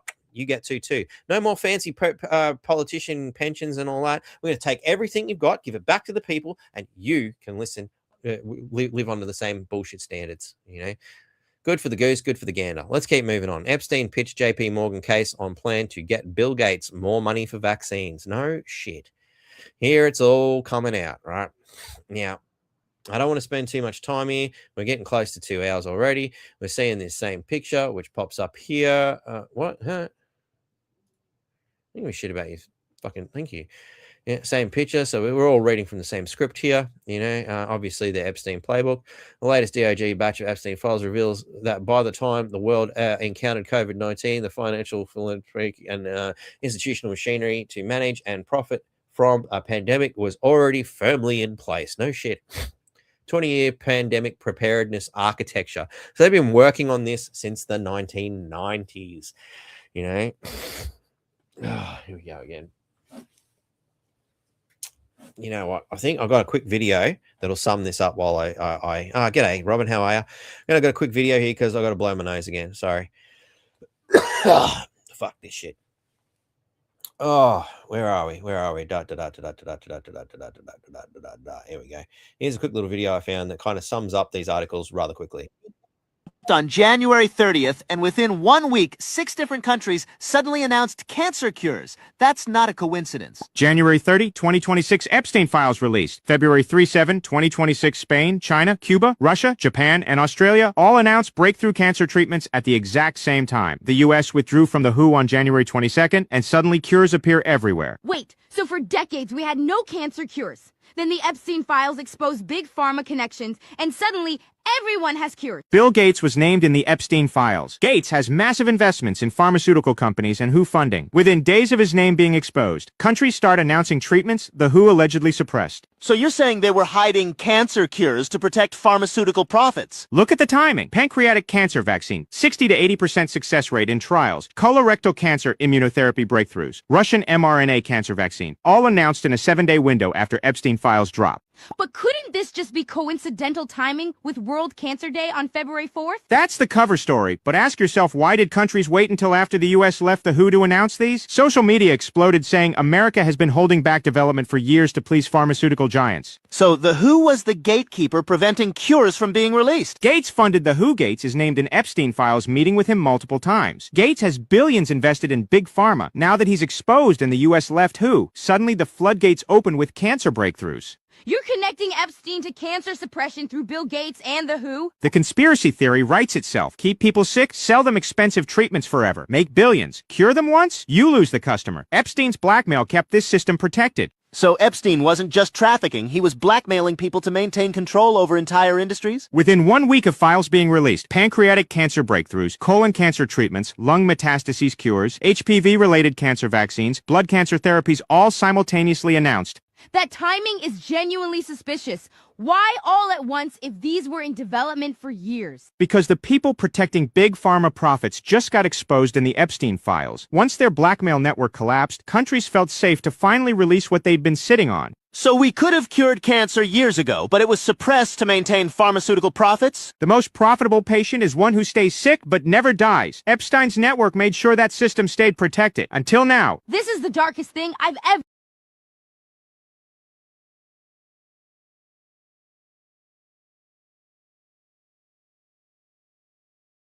Mike is muted. Sorry. The darkest thing you've ever seen, eh? Yeah, well, glad they cut that sentence off short because I reckon there's a lot worse to come. A lot worse to come. This is a slow drip feed, I guess, of what can the public handle. You know, much like the unveiling of UFO disclosure. We've got to do this slow. There's some people who are not willing to grab that Band-Aid and just rip it off yet. The little crying children. Just let me get it over and done with, or we could be here all day. Which way do you want to do this? Personally, I just want to get it over and done with. You know, just rip that friggin' Band-Aid off. I don't care how much hair and flesh goes with it. I want it off. So that kind of sums up those articles and gets us to the point a little bit quicker, which is always good. Another interesting one that Brother Richo sent to me. Epstein files triggers Muslims' outrage after photo appears to show sacred Kaaba fabric used as carpet cloth. Although that is a bit of a mix match of things. So apparently this is a piece of cloth that comes from the big black cube they like to dance circles around and send all their energy into, which is a wonderful place for you to harvest energy if you wanted to sit down and absorb it. So this is one of the problems I have with these organized religious constructs is they're getting you to send the energy to them because they're the gateway. You see what they're trying to do? They're harvesting your energy. It's that simple. Anyway, a single image has reopened old wounds and sparked fresh fury across the Muslim world, reigniting debate over how sacred Islamic artifacts are handled beyond their holy origins. Tell you what, there's a lot of holes in it, but anyway. The photograph newly surfaced from the latest release of the US Department of Justice Epstein files appears to show a portion of the Kaaba's sacred cloth laid out on the floor with Jeffrey Epstein and Emirati billionaire Sultan Ahmed bin Salayem standing over it. I probably mispronounced that, but I don't understand. So this is the ridiculous thing. Fabric used as carpet cloth. Or have they laid it out so they can look at it on the floor? This is where retardation takes on a whole new level. Oh, we've seen it on the floor. It must be a carpet. Really? I mean, look at the edges that are fucking tricky. You think somebody with that much friggin' money? Look at the fucking house. Look at the shit that's in here. Do you think he's not going to get that, cleaned up a little bit? And like, you're not going to leave that on the floor like that. It's all crumpled and everything. This sort of fuck. How fucking retarded. Again, how am I supposed to take this seriously when your first words out of your mouth were bullshit?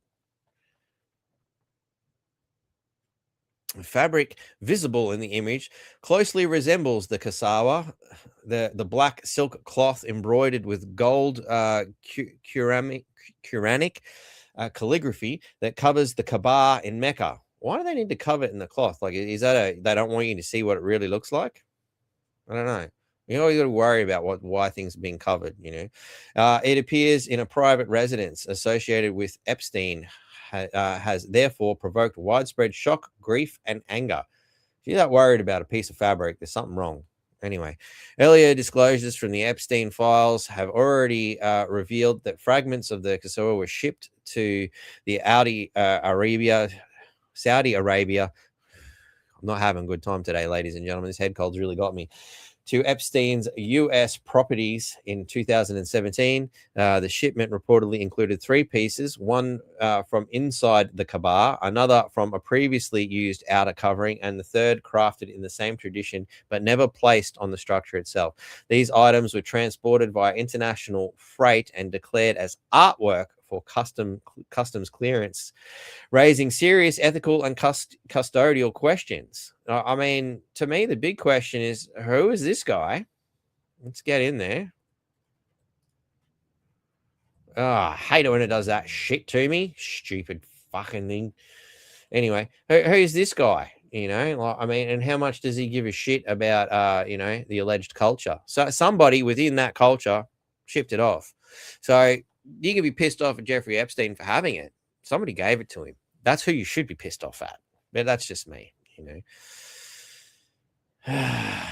keep going on about it and on and on and on, newly released, here's some Muslim woman who's amazingly not being stoned to death right now, with a hand on her heart. And I'm supposed to feel sympathetic for these ridiculous religions. Like seriously, these people walk around a giant fucking cube. Like seriously, think about that. And to what end? Cool. I've participated in some ceremonies. We go round and round and round in circles. And there is an energy that gathers from these things. It says an energy, But that's communing with the earth and your fellow man. It's a different thing. This is being pumped into a giant black box. Weird shit.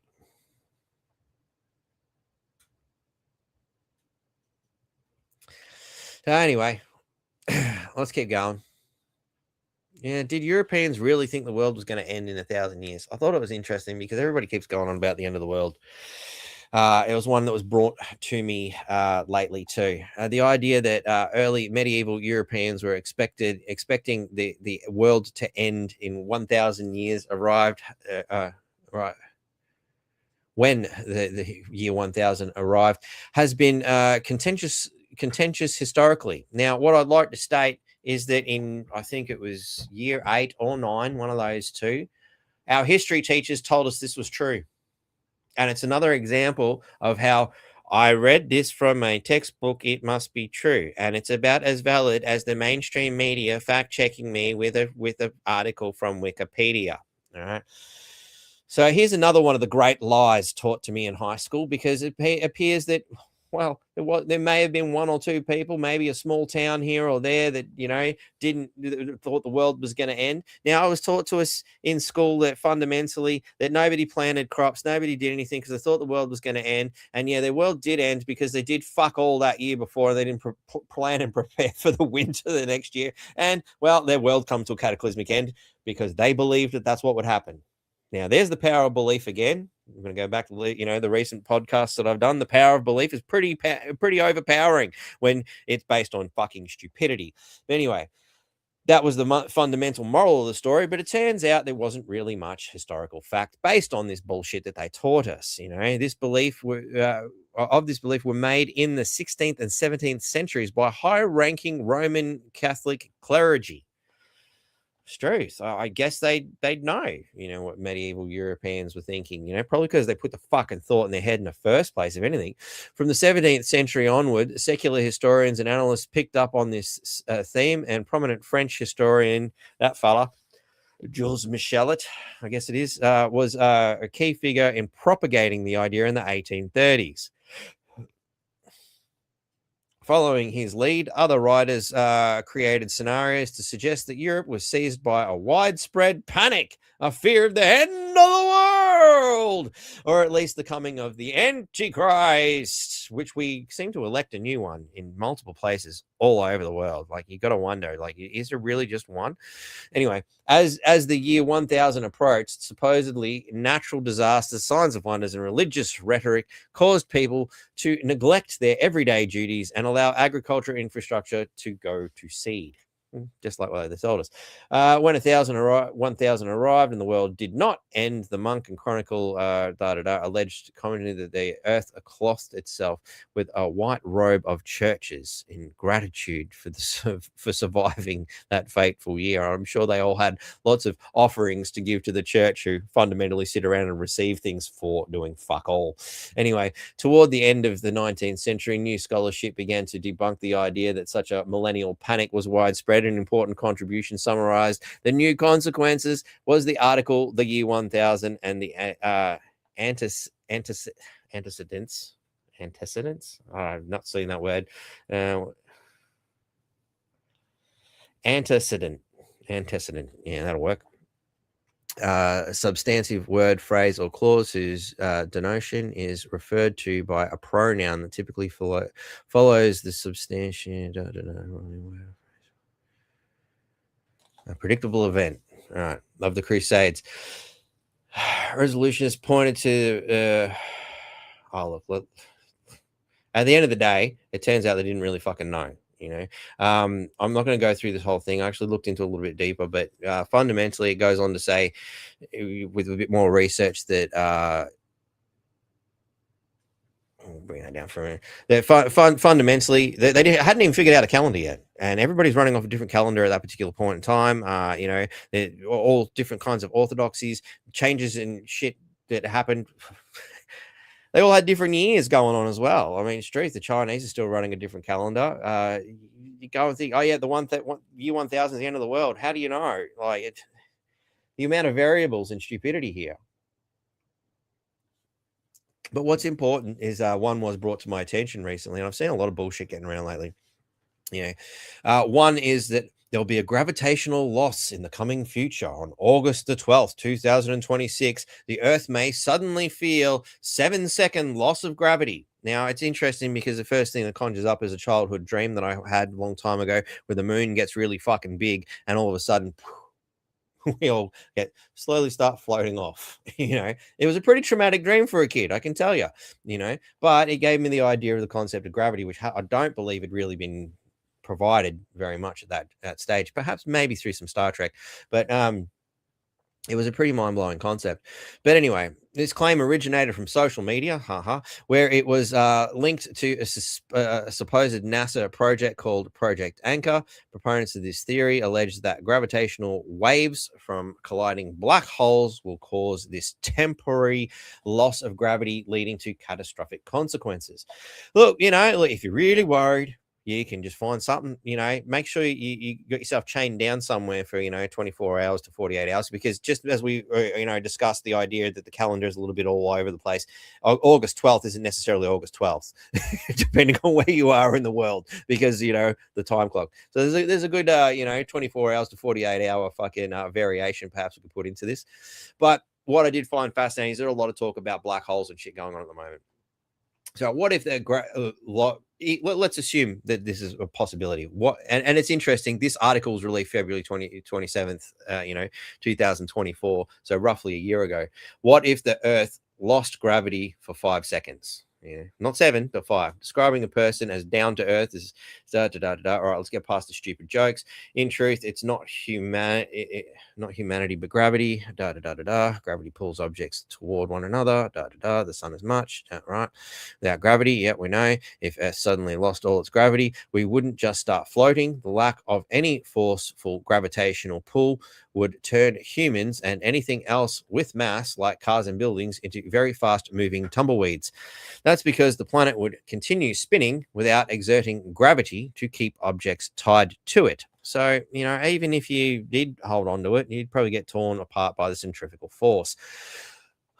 A loss of gravity would also mean that the planet would stop pulling down air, water, and Earth's atmosphere. So it could be quite devastating for just a few seconds, as the entire atmosphere of the Earth is ripped off. That's where the apocalyptic devastation, somewhere along the lines of Michael Bay movie, come in. A sudden and significant loss of air pressure would immediately shatter everyone's inner ear. Think about, and I mentioned blowing my nose and popping my eardrum. It wasn't fucking fun, I tell you. Think about the pressure that builds when you're flying or scuba diving. This would be much more intense and immediate. Concrete structures would crumble as oxygen and important biting agents left the planet. That's H2O without the O. That's right. Water would become hydrogen gas, causing immediate explosion among every living cell. Sure, it would be over in 5 seconds, but none of us would be around by the time the gravity came back. So, hey, on October 12th, if you really feel the need to chain yourself down to the bedhead or something, because it's not like that won't lift off the ground, maybe you'll survive. Good luck. There's a scary concept. When I was a kid, we just floated off the Earth. If gravity suddenly vanished, here's what would happen. We could look into this more further. There's plenty of articles you can go and look at it, but it was interesting that this one come out in September 2025. So, we got one from 2024. So sorry, that was 2 years ago. One from a year, the same concept. So they're planting the idea, and now a conspiracy theory gets around the end of the world. Could we ever lose gravity? Alternatively, Earth's gravity could dwindle to zero in a possible future event known as the Big Rip, when the universe has expanded to the point where everything has even subatomic particles are trillions of kilometers apart. Okay, interesting concept. That's taking it to a whole nother level. Is it possible for us to lose gravity? The short answer is no. The shuttle astronauts are certainly not weightless as they orbit the Earth, rather only apparently weightless. Maybe because they're doing it in Hollywood studios. I don't know. The Earth's gravitational field extends well into space. It does not stop. However, it does weaken as it gets further out of the center of Earth. So to me, it doesn't make much sense. Even during the concept of a polar shift, I don't, if the gravitational forces that are binding the whole planet together suddenly stop, it would tear the planet apart. Not just you and your buildings, which is what the last article seemed to focus on, was that real Earth sort of construct. I think it would tear the whole planet apart.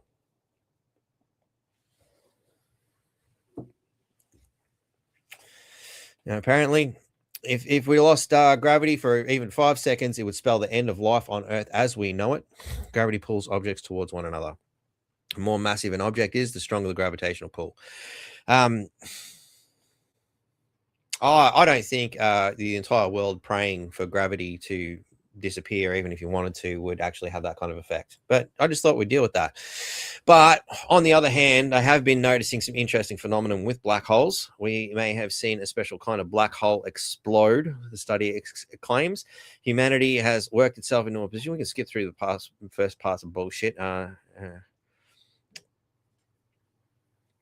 So the cubic kilometer neutrino telescope, or KM32 net, detected the extremely energetic neutrino from its location on the bottom of the Mediterranean Sea. It's on the bottom of the fucking ocean, anyway, at 220 PeV, which is bloody deep as far as I understand. The particle was more energetic than anything produced in our most powerful particle accelerator. Yeah, and I watched a rather long video on this, and yep, that all fits. The sun emits an increasing stream of neutrinos called solar neutrinos, but they're not very energetic. The KM3, that ridiculous number and letters, the name given to it, that's not a name, that's a fucking serial number, to 100 PeV neutrino dwarfs the sun's neutrino output. That event was 1 billion times more energetic than your average solar neutrino. There's not a long list of astrophysical phenomenon that could potentially induce a neutrino like this. In fact, no currently well understood object or process can account for it. So it's completely fucking unknown anomaly. Explanations include pulsar-powered optical transits, gamma ray bursts, dark matter decay, all the kind of stuff you find in a Marvel comic book, active galactic nuclei, black hole mergers, and several explanations based on different types of primordial black holes. In short, fundamentally, it was recommended, it was suggested that as a primordial black hole going all the way back to the Big Bang, if you buy into that kind of a story, that is. Personally, I don't buy into many stories, instead they formed immediately after the Big Bang from dense clumps of subatomic matter when physics underlying the universe were much different. Now, of course, the fascinating thing is they dated it to basically be about the same theoretical construct of when the black hole, or the universe allegedly began, and these little proto black holes sort of seem to start. It's very, very interesting idea, but it's all highly theoretical, very theoretical stuff. They don't really know is the short answer of it. But there's a hell of a lot of this sort of shit going on. Astronomers observed the star that quietly transformed into a black hole. So they got to observe, the sun sort of collapsing in on itself and became a black hole, which is, this is cool for deep space science research, very fascinating. But for most people, it goes right over your head. And it reminds me of the time I remember standing there working in a shitty factory with people with the intellectual capacity of a pea, fundamentally reading the newspaper, again, demonstrating their intellectual capacity, and going, oh my God, the Hadron Collider, it's going to cause a black hole and end the fucking world. Oh, Betty, do you think it's possible? Here we go. Do you understand how a black hole is created? No. Okay. Do you know how much energy is required to do that? No. You have a lot more faith in humanity than you have brains then.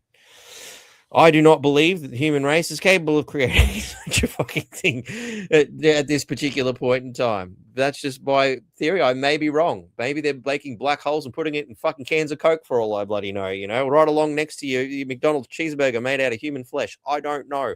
Is it possible? Yes. Can they do it? I don't know. The long and the short of it is you got to have a lot of faith in humanity to think that they can actually create that. Let's face it, they can't even keep my credit card safe, as we've discovered. I was going to talk about dwarf planets and stuff, but I don't think it's really point because there's again the theory of Planet 9 being discovered, and I hate this sort of shit from videos and stuff with their title. We found it? ? No, you haven't. You lied. You say these things to drag people in, much like I watched one on Metallica the other day. Oh, actually, just today. And it was like, at 60, James Hetfield, reveals the truth about Lars. There's no words from James Hetfield in that whole friggin' video. It was an absolute fucking lie. It was just their theory. And although that theory may be plausible, the fact that it's come from somebody whose opening statement was a lie, how can I trust anything you say? You've discredited yourself by being a dickhead. Anyway. What have I got here? Oh yeah, so apparently voter ID is racist, so he's gone for a list of all the countries that have voter ID. I'm not seeing Australia. Just to double check and just to check. And Papua New Guinea's even got it. Wow, that country's corrupt as fuck. Didn't seem to help them. Turkey. Wow, that's interesting. Yeah, no, Australia, United States has got an X. I think they need to put a few more X's in a few more countries. You probably find a lot of more Western nations. Amazing. Apparently, France has even got voter ID. Didn't see that. German. Oh, okay. Maybe I'm not. New Zealand has voter ID. Nobody told me that. Hang on. Australia has voter ID. This is bullshit. That is a lie. Wow. Well done, Elon. I think you need to check your facts, mate. Anyway. I don't need that anymore. I was just searching through thing. Yeah, got that. Got that. I think we've done everything. Yep. Thank you, ladies and gentlemen. I think we've done our bit there for sifting through that crap. Black holes, Canberra, like that. Yeah, that's where good ideas go to die. Here's one that I was watching. Look. Before I gave a little bit of a kick to people who are still using Facebook and YouTube and all these sorts of things, And again, we pointed out these fuckers were part of the problem. They were part of the people who tried to kill us. They shut down bits of the show live yesterday or last week, and I've now got a shadow version. I'll let YouTube pull out all the things it didn't like, and then let it go. Just so you can see what the show looks like when they hack at it, because you can't talk about things because somebody owns it. That's bullshit. That needs to end as far as I'm concerned. I should be allowed to talk about it. I'm not profiting from this. There's no money. I'm not making money from it. That's bullshit. I can barely even survive, which brings me to the question of what's my motivation here. But anyway, maybe it's just a mental health exercise for myself more than anything. So where was it going? Oh yeah. I was seeing this on a TV show, Agents of S.H.I.E.L.D. And I thought, you know what? We really do need to have a good long think about what we're doing and how much we just accept things because it's convenient. And 55 guys wearing scary red masks, you know what I would do? Instagram.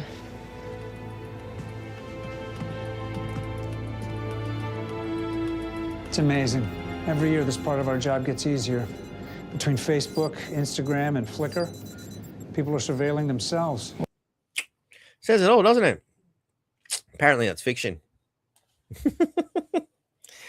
Sips to fiction. Of course,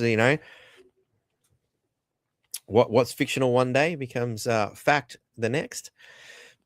So it's supposed to be Friday the 13th. I'm supposed to have scary shit, not just my shitty fucking mask. Ooh. Anyway, so I found some fucking out there shit.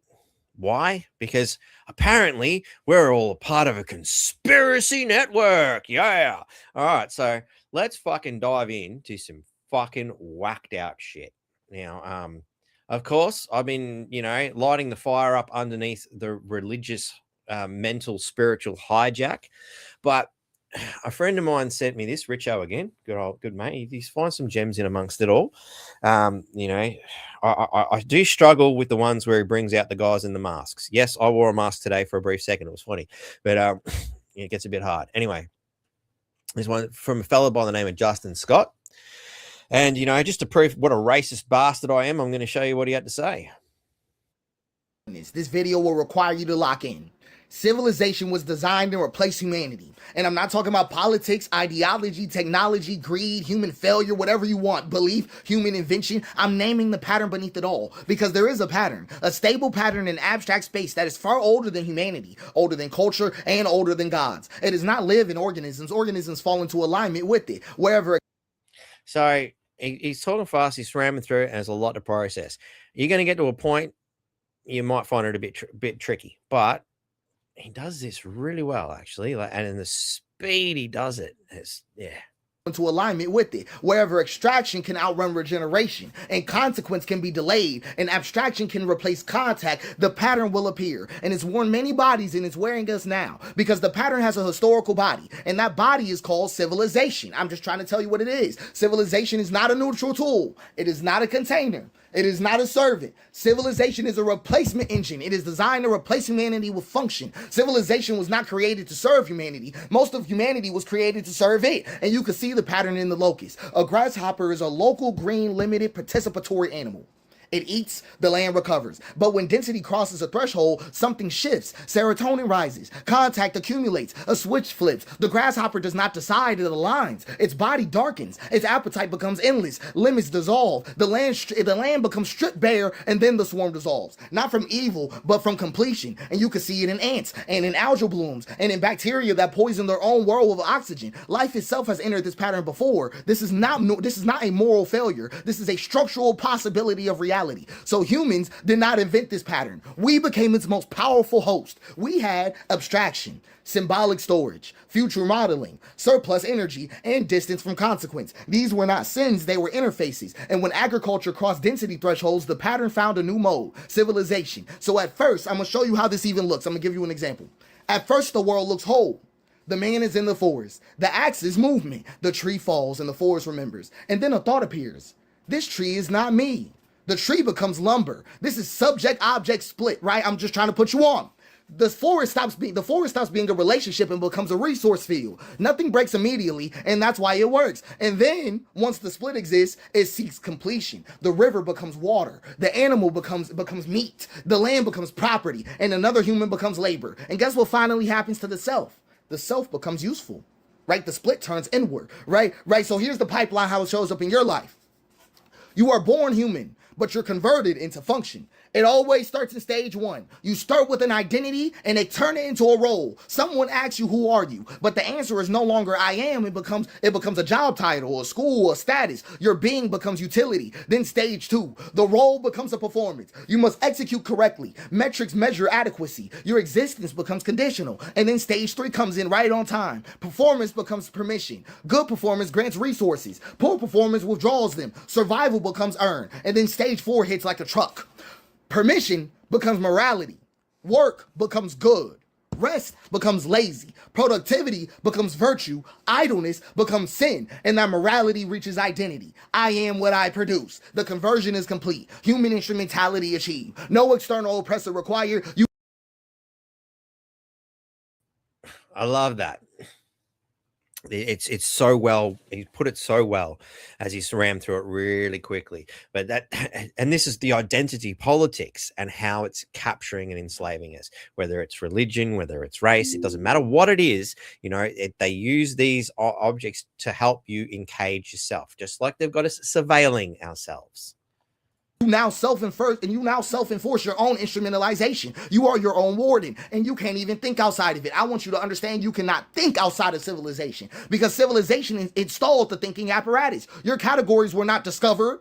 Race was not discovered. Race was assigned. Class. And while we're on that topic, I'd like to remind everyone of this particular book that I've mentioned on several occasions, A Troublesome Inheritance. I'd like to thank the left-hard fuckwits at the COVID-19 inquiry in America for pointing this out, because they had a go at good old Nicholas Wade here. Apparently, having him on the Convid 1984 board was an affront to left-hardation, because he wrote this book, and apparently it was a horrible racist book, and it was supported by neo-Nazis and shit, and this fuckwit gave a complete scathing fucking review. And fortunately, Nicholas was able to respond by saying something to the effect, and I'm paraphrasing, that obviously this left-hearted fuckwit, I'm just going to, insert name. We'll call him left-hearted fuckwit because I couldn't think of a better way to describe him. Never read that book, because if he did, it would say none of the things he's accused the book of actually doing. So because the left hated it so much, well, I just had to know. So I got a copy. Brilliant book. And it really gets into the idea of the evolution of, humans as well, and not just the genes, but the evolution of human history. And it's quite a comprehensive interweaving of multiple concepts, things that compartmentalized thinking that you'll find in schools and universities struggle with, because we can only look at one little pigeonhole at a time. You can't step back and look at the fucking wall and realize, holy shit, Pink Floyd was right. All in all, they're just another brick in the wall, eh? Anyway, I highly recommend people look at that, because it'll break down what old mate's saying and fast forward a little bit more. Was assigned, wealth was assigned, gender roles were assigned, status was assigned, merit was assigned, success and failure were made the fuck up. I'm trying to put you on. All civilizational extractions, all of them. Even your own name was designed, decided. You're right. Your naming conventions were standardized by Romans 2 full civilizational cycles before you existed. Your calendar, your week, your hours, your inheritance structures, your educational model, your legal personhood, all of them are preloaded. All of them. You do not stand in civilization. Civilization. Sorry, Jake. I feel really sorry for you, man. That's harsh, man. That's harsh.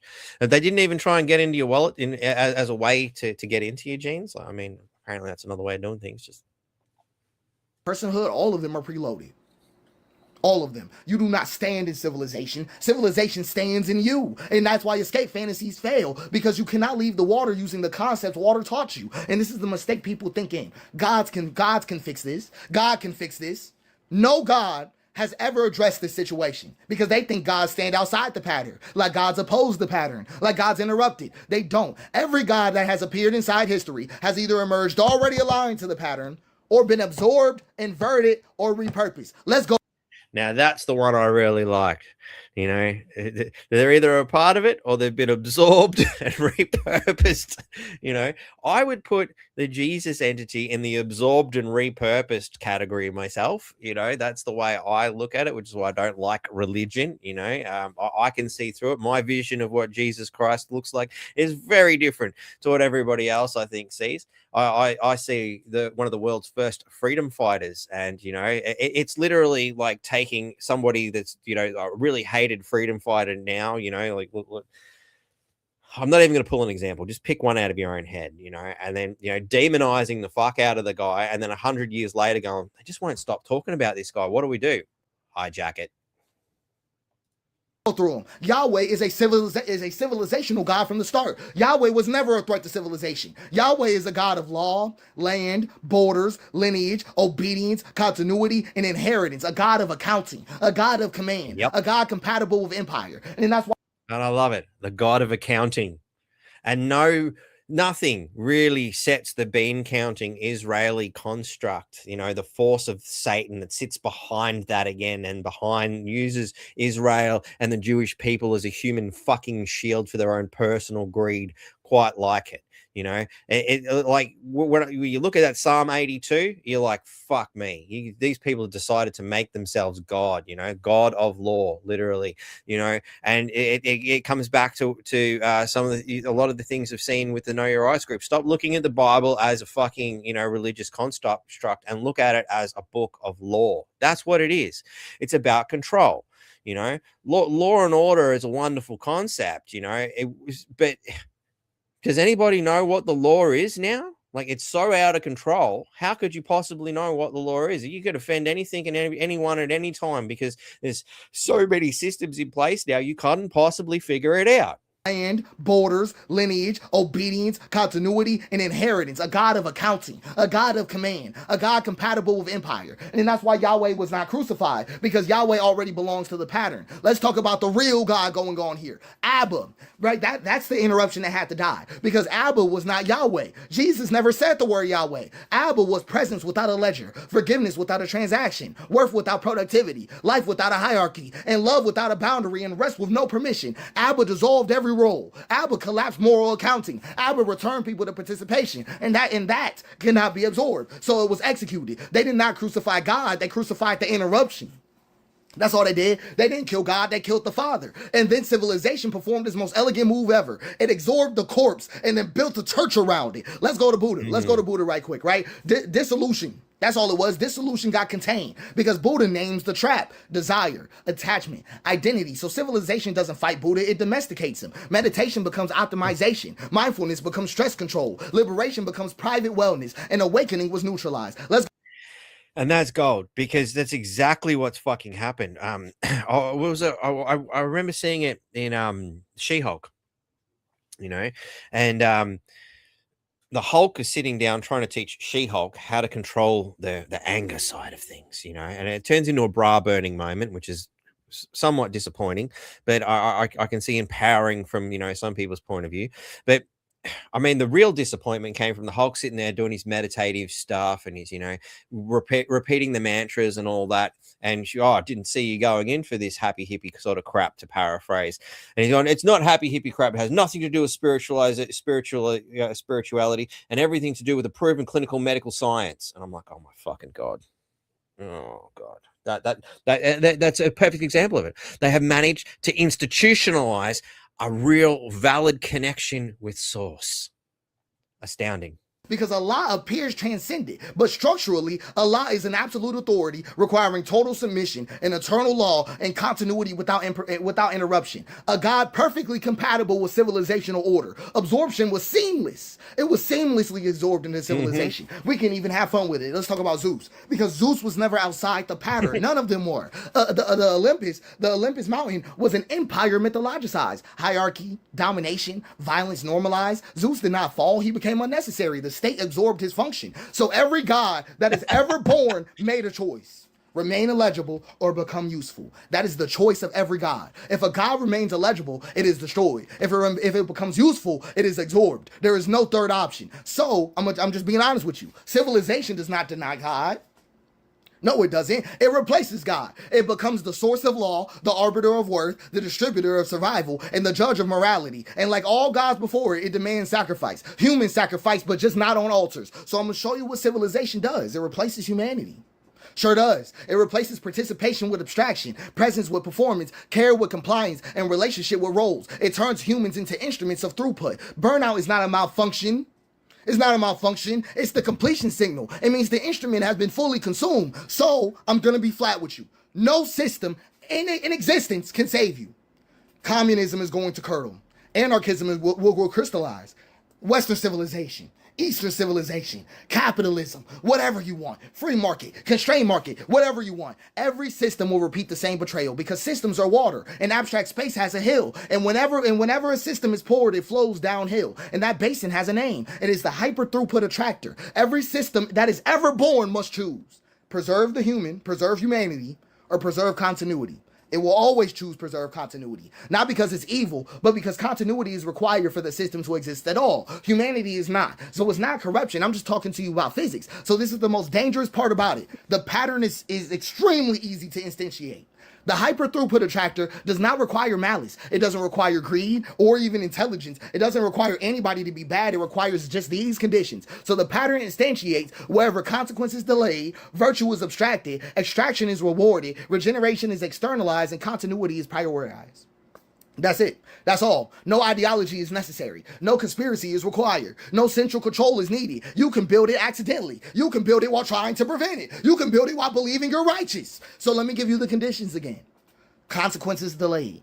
Value is abstracted. Extraction is rewarded. Regeneration is externalized, and continuity is prioritized. So a village that stores surplus without immediate redistribution, vulnerable. A tool that increases efficiency faster than accountability, vulnerable. A system that remembers outputs but forgets the cost, vulnerable. A structure that survives its makers, vulnerable. That is enough. Once instantiated, the pattern does not need enforcement. It reorganizes behavior automatically because people align, because alignment is rewarded, and deviation feels unsafe, and resistance appears irrational. So the pattern does not coerce anybody, it selects. That's why every system eventually betrays humanity. That's why reform accelerates collapse, and that's why optimization sharpens the blade. Because the hyper throughput attractor is not rare, it is easy.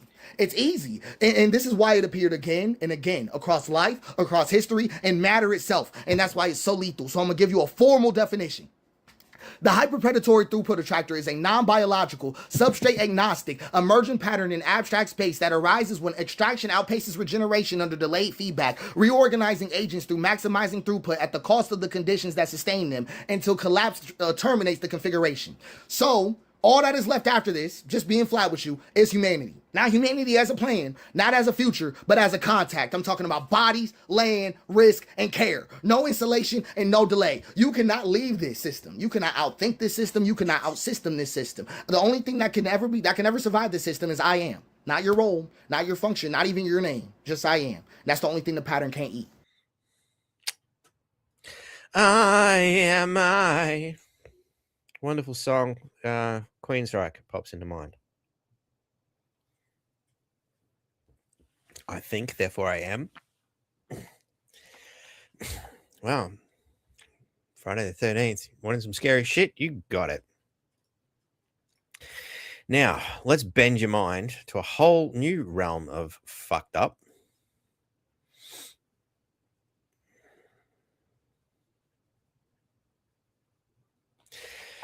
Actually, let's segue back to reality, at least our perceived version of it, through the lens of the media.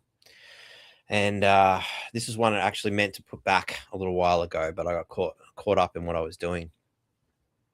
And here's civil war coming to Britain, apparently, from not my words, this guy's words.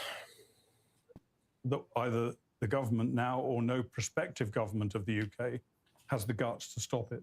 If they want to take strong action to prevent the Islamification of the UK, then it's going to mean big trouble for them. They don't want trouble. They look 4 years ahead. They will kick the can down the road to somebody else. And I think the end result of that is very likely to be civil war in Britain, where the indigenous... Physical civil war. Actual civil... I'm not talking about the American Civil War. No. Armies. I'm talking about something more like Northern Ireland, but on a much more intensive scale, where you have the indigenous British and the some of the immigrant population and the British government all. Now, isn't it interesting they refer to white people as indigenous? Like, I like that. They actually referred to white people as an indigenous population. And the British government all on three different sides fighting against each other. And if I'd be very surprised if that doesn't happen, because there's no prospect of the government, any government today, stopping this from occurring. Because they're part of the system and their only goal is to preserve the system that keeps them alive, even if it's killing them. That's the funny thing. It's like a fucking drug addict who knows that heroin is killing them, but can't stop taking it because it maintains the status quo. Kind of what we're dealing with here. So that's a scary reality of what Western civilization is no doubt going to face. I wouldn't just say it's from the Islamic horde, which, old mate, Justin pointed out before, was one of the most quickest to suck into the civilization model so well and brought forth the Ottoman Empire to the rise that it was, that led to World War I, in my opinion, having to be forcibly created by underhanded people in order to stop the Islamic horde back then. And then, for some fucking strange reason, they decided, hey, we can use this. And then they've unleashed that horde into Western society with the intention that they would do what they always do. They've unleashed the virus into the computer, knowing that they can sell you the antivirus. Again, this is people's belief systems, and the people following this belief like a horde of locusts around. And they don't realize that, there's someone like Bill Gates with a big can of Monsanto ready to fucking take him out. If they weren't bloodthirsty people ready to, take over our country and destroy our way of life, you might kind of feel a bit sorry for the fact they're about to be exterminated. But there's always the chance that that's not going to happen and they could get us first. There's always a chance the virus defeats the host. But hey, when you're selling the medicine, it doesn't really matter, does it? Because I'm sure they've got some sort of a backup plan should things go south, unless they're really that bad. But perhaps they know a little bit more about the future than we think. Now, here's the scariest of scary things you can ever see on a Friday the 13th show. And of course, this is about Friday the 13th. I'm only showing you scary things. They're not conspiracy theories or anything like that. It's just a bunch of stories that I put together for the pure purpose of entertainment, so to speak. But where'd it go? Was there a minute ago?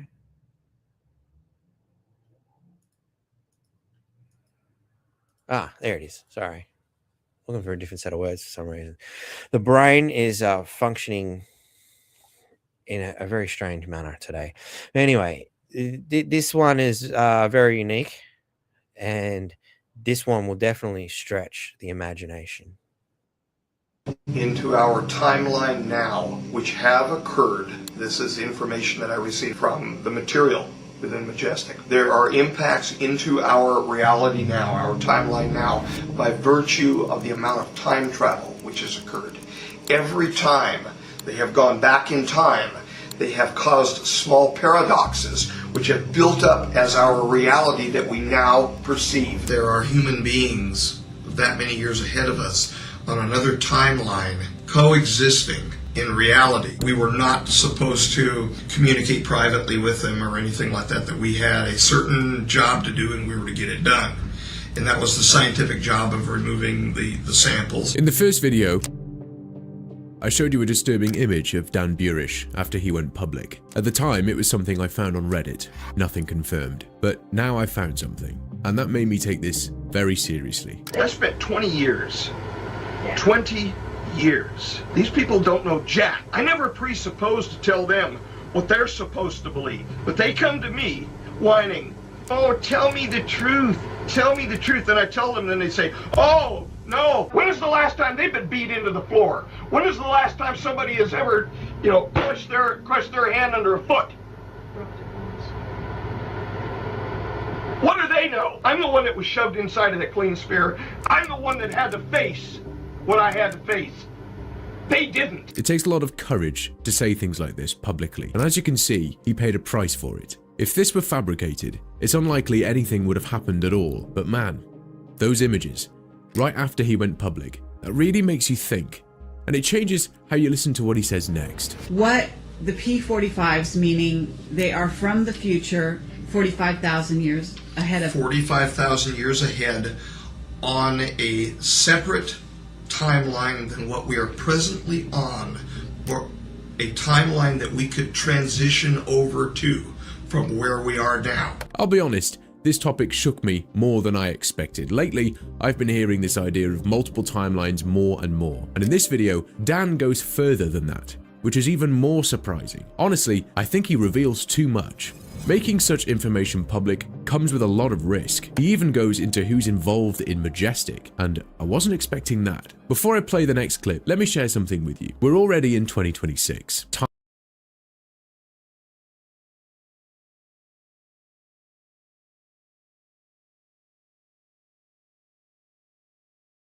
To outskill for supporting the channel. So Majestic is ruled by a secret society, is what you're saying? Well, Majestic has been the most famous, next to probably the Freemasons, secret society of itself. And there are many of the Freemasons who inhabit the Majestic. These associated secret societies, like the Scottish Rite and the York Rite, are then imparted into the secret society known as the Majestic. Majestic, or Majestic 12, is supposed to have been a secret group inside the US government, created after World War II to deal with things that didn't fit into normal military or scientific channels. He says their job, at least on paper, was to handle information that was considered too sensitive, too strange, or too destabilizing to be public. Now, if you search for Majestic online, most of what you'll find says that it's fake, that it's not real and there's nothing credible behind it. But let's be honest for a moment. If something like this really existed, do you think you'd be able to find clear answers on a simple Google search? Groups like that wouldn't leave a clean trail behind them. They wouldn't be documented in public, and people who speak about them wouldn't be treated kindly. They'd be questioned, discredited, or attacked. That's just how things like this tend to work. Dan says Majestic was funded through government structures, but it did not function like a normal government agency. It did not report in the usual way. It did not fall under clear political authority. One critical point he says he was present at was the T9 conference. This was a closed meeting in New Mexico where... Now, I didn't really want to sort of interrupt this too much, but, you know, I do actually have something that I got out of a JFK book. I got it home, here, and I can't remember the name of the JFK book at the moment. It was the one that was recommended by RFK himself. I'm going to zoom in here because it's relevant to what's being stated. Since the NSC 10-2 authorized violations of international law, it also established official lying as their indispensable cover. All such activities had to be planned and executed, that any U.S. government responsibility for them is... Actually, it's probably really upsetting you guys to do that. I'll try and keep it all on the same thing. And just a sense I got, I don't know who screamed it across the universe, but I heard it. And that if uncovered, the US government can plausibly deny any responsibility for them. The national security doctrine of plausible deniability combined lying and hypocrisy. It marked the creation of a Frankenstein monster. Plausible deniability encouraged the autonomy of the CIA and other covert action intelligence and other, let's keep that in mind, there's a lot of others I'm imagining, from the government that created them in order to protect the visible authorities of the government from protest and censure. The CIA was authorized not only to violate international law, but to do so with as little consultation as possible. CIA autonomy went hand in glove with plausible deniability. The less explicit an order from the president, the better it was for plausible deniability. So that was very relevant based on what we are talking about here. So let's bring that back. Meeting in New Mexico, where formal negotiations took place between multiple groups from different timelines. The groups present were described as future human groups, not one single group, but several, with different origins and different development paths. One of these groups was referred to as the P45, described as being 45,000 years ahead of us. No, it wasn't the real Anthony Fauci. It's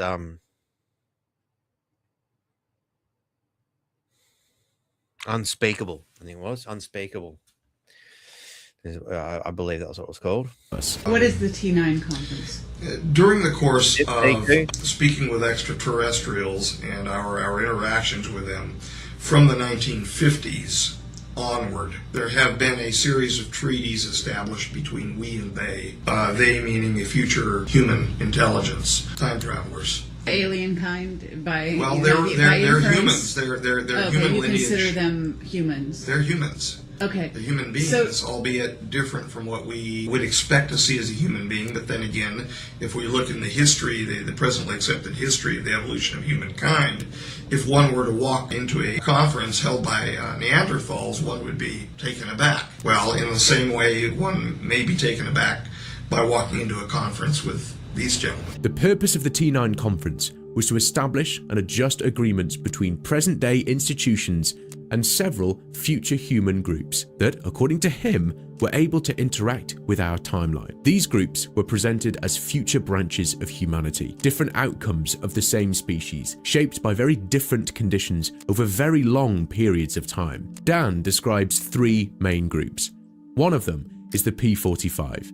This group is described as coming from a timeline roughly 45,000 years ahead of ours. They are presented as technologically advanced, but still relatively biologically stable. Another is referred to as the P52. They were about 52,000 years ahead of us, shaped by harsher, long-term conditions, including environmental and biological degradation. Within the P52 line, Dan describes two subgroups. One of them is often referred.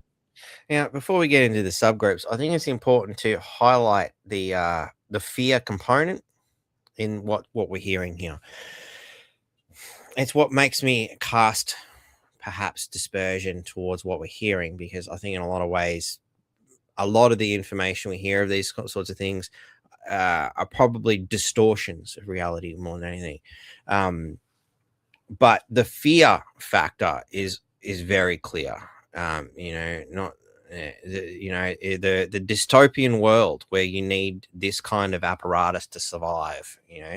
Climate change, for example. Can you see the climate change narrative being inserted into this concept, and how the manipulation of your psyche is constantly transpiring, I guess, on artificial systems. The other P-52 subgroup is referred to as the Orions. Sometimes Sorry, let's get that proper explanation. As the P-52. They were about 52,000 years ahead of us, shaped by harsher, long-term conditions, including environmental and biological degradation. Within the P-52 line, Dan describes two subgroups. One of them is often referred to as the J-rods. They're described as biologically fragile, physically weak, and highly dependent on technology to survive. Their genetic structure has degraded over time, making them increasingly reliant on artificial systems. The other P-52 subgroup is referred to as the Orions. Sometimes now it looks like they had a better future. Just thinking about it, It's also called the Nordic. But it's also, as much as they call them the Nordic, which is what I just cut old mate off from saying that. Sorry, let's fix that up. But they're referred to as the Orions too, and Orion's belt, the Orion Syndicate, something that pops up in Star Trek, generally perceived as the evil ones. Excuse me. Are these two opposing timelines where the evil ones that manage to live and find the Garden of Eden and look like fucking Arnold Schwarzenegger on testosterone, versus the poor victims of climate change. Which one had a better view on how things work? On artificial systems. The other P-52 subgroup is referred to as the Orions, sometimes also called the Nordics or the Talls. They are described as taller, more physically robust, and more biologically stable than the J-rods, having Now, I think it's also important to mention that once upon a time I went to X because it's supposed to be free and available to do wonderful things, and they're not horrible. But exactly. The Orions look pretty good, don't they? Truth. I think I'd much rather my physique look like that than the guy on the left. Hey, maybe that's what we're seeing. We're seeing left and right. Look at that. I didn't even try. The left heart on the left and the right wing on the right. It's a horrible thing to try and choose. Which one do you want to be? But anyway, all jokes aside, I totally lost my train of thought. Sorry, Trish, that was really worth it, wasn't it? I'll think of it, I'm sure. Maybe not. Developed along a different survival path. So these future groups were facing long-term biological collapse in their own timelines and seeking ways to stabilize or reverse that process. That is where something called the Lotus principle comes in. Lotus is described as a biological or energetic process connected to development, neurological function, and long-term genetic stability. It is presented as something rare, difficult to access, and extremely important for the future groups. Dan describes Lotus as a biological system, something that interacts with life at a very fundamental level. And this is where his own role as the biologist becomes relevant. At Majestic, they were researching Project Lotus as a biological and environmental process. It started from measurements taken in areas rich in silicon-based minerals, where unusual electromagnetic patterns could be detected. These patterns were not random noise. They showed structure, repetition, and internal coherence. More importantly, they interacted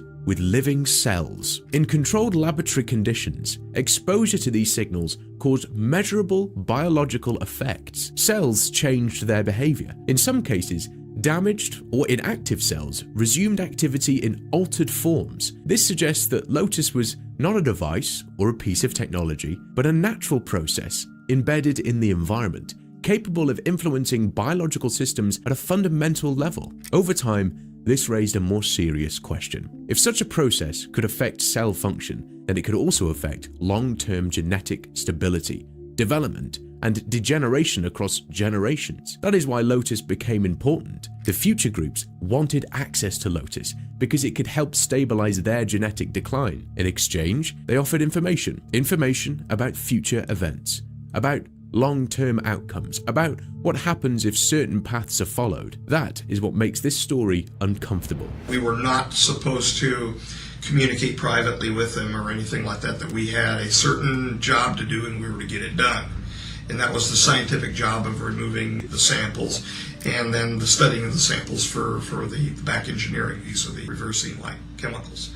The idea was to reverse an illness that he and his people have, which is the 52? The 52s. And what we were trying to do initially, jumping off onto the biology a little bit, what we were trying to do is we were trying to actually strip the exterior cytoplasm off from the cells and produce cells which would be independently functioning, then to understand those cells biochemically, genetically, so that those cells could then be re-added as a graft into the J-rod to attempt to ameliorate the neuropathy. The idea of multiple timelines doesn't start with Dan. It already exists in physics. In the 1950s, Hugh Everett proposed what's known as the many worlds interpretation. And of course, for those of you who watch Planet of the Apes, you can see that transpired there in third movie, I believe it was. The idea that reality doesn't collapse into one the old school 70s one, not that new shit. Single outcome, but branches into multiple possible outcomes. Later, physicists like David Deutsch expanded on this idea and treated parallel timelines as a serious theoretical model. In this view, reality... David Deutsch? The guy's name was literally David German? Possible outcomes. Later, physicists like David Deutsch expanded on this idea and treated parallel timelines as a serious theoretical model. In this view, reality isn't a single line moving forward, it's a branching structure of coexisting possibilities. This idea... I'm stuck on the David Deutsch thing. Was he trying to hide his name from what he really was? Just like, well, I'll admit that I was a German, and that's about all I'm going to tell you. It's like, hey, my new name, Batty Australia. That's it. I've decided no longer the pseudonym Batty Bogan. I'm going to go with Batty Australia now, just because in honor of that. I think it's brilliant. It also appears outside physics. Over the years, different people connected to classified programs, intelligence agencies, or advanced research have spoken about timelines, parallel versions of events, and branching outcomes. Some called them timelines, others called them parallel worlds, others described them as alternative. And for those of you who love your old school mythology, did you see that image and think the same thing I did and thought, oh, hang on, where's the root system? We're missing the world tree.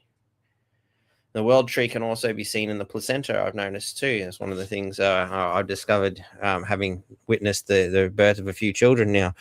Is that, when you lay the whole placenta out, it actually looks like the world tree as well. Funny.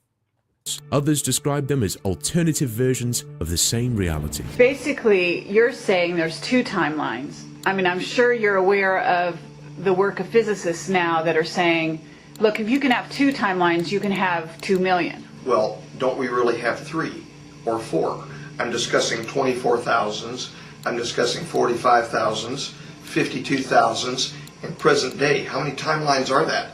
Because these people moved ahead linearly in their timeline. Just because we want to call it timeline 2 doesn't mean that there are other effects or superimposings which are occurring on different realities during even their own timelines. Exactly. I mean, there's a sense at which what you're talking about is not so much that the P45s, for example, timeline won't exist, as it will actually separate from our reality and become more like a parallel reality instead of an intersecting one. From what I understand, the people who were just prior, which would be us, according to their history, to the people who were just after, exist as a straight vector of time. Later, physicists like Bryce DeWitt, Sean Carroll, and Max Tegmark developed and discussed this idea further with modern physics. They approached it from different angles: quantum mechanics, cosmology, and the mathematical structure of reality. But the underlying idea remained similar. The reality may not be a single linear path. And they're not alone. Over the years,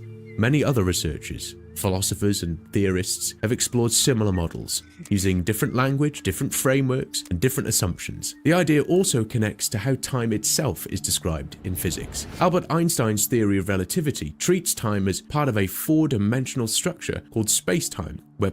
Now, who watched last week and who did their homework about space-time and time-space? Past, present, and future exist within the same geometric framework. And this is what makes people uncomfortable, because there's one show that keeps getting the future right. The Simpsons. So right, and so early.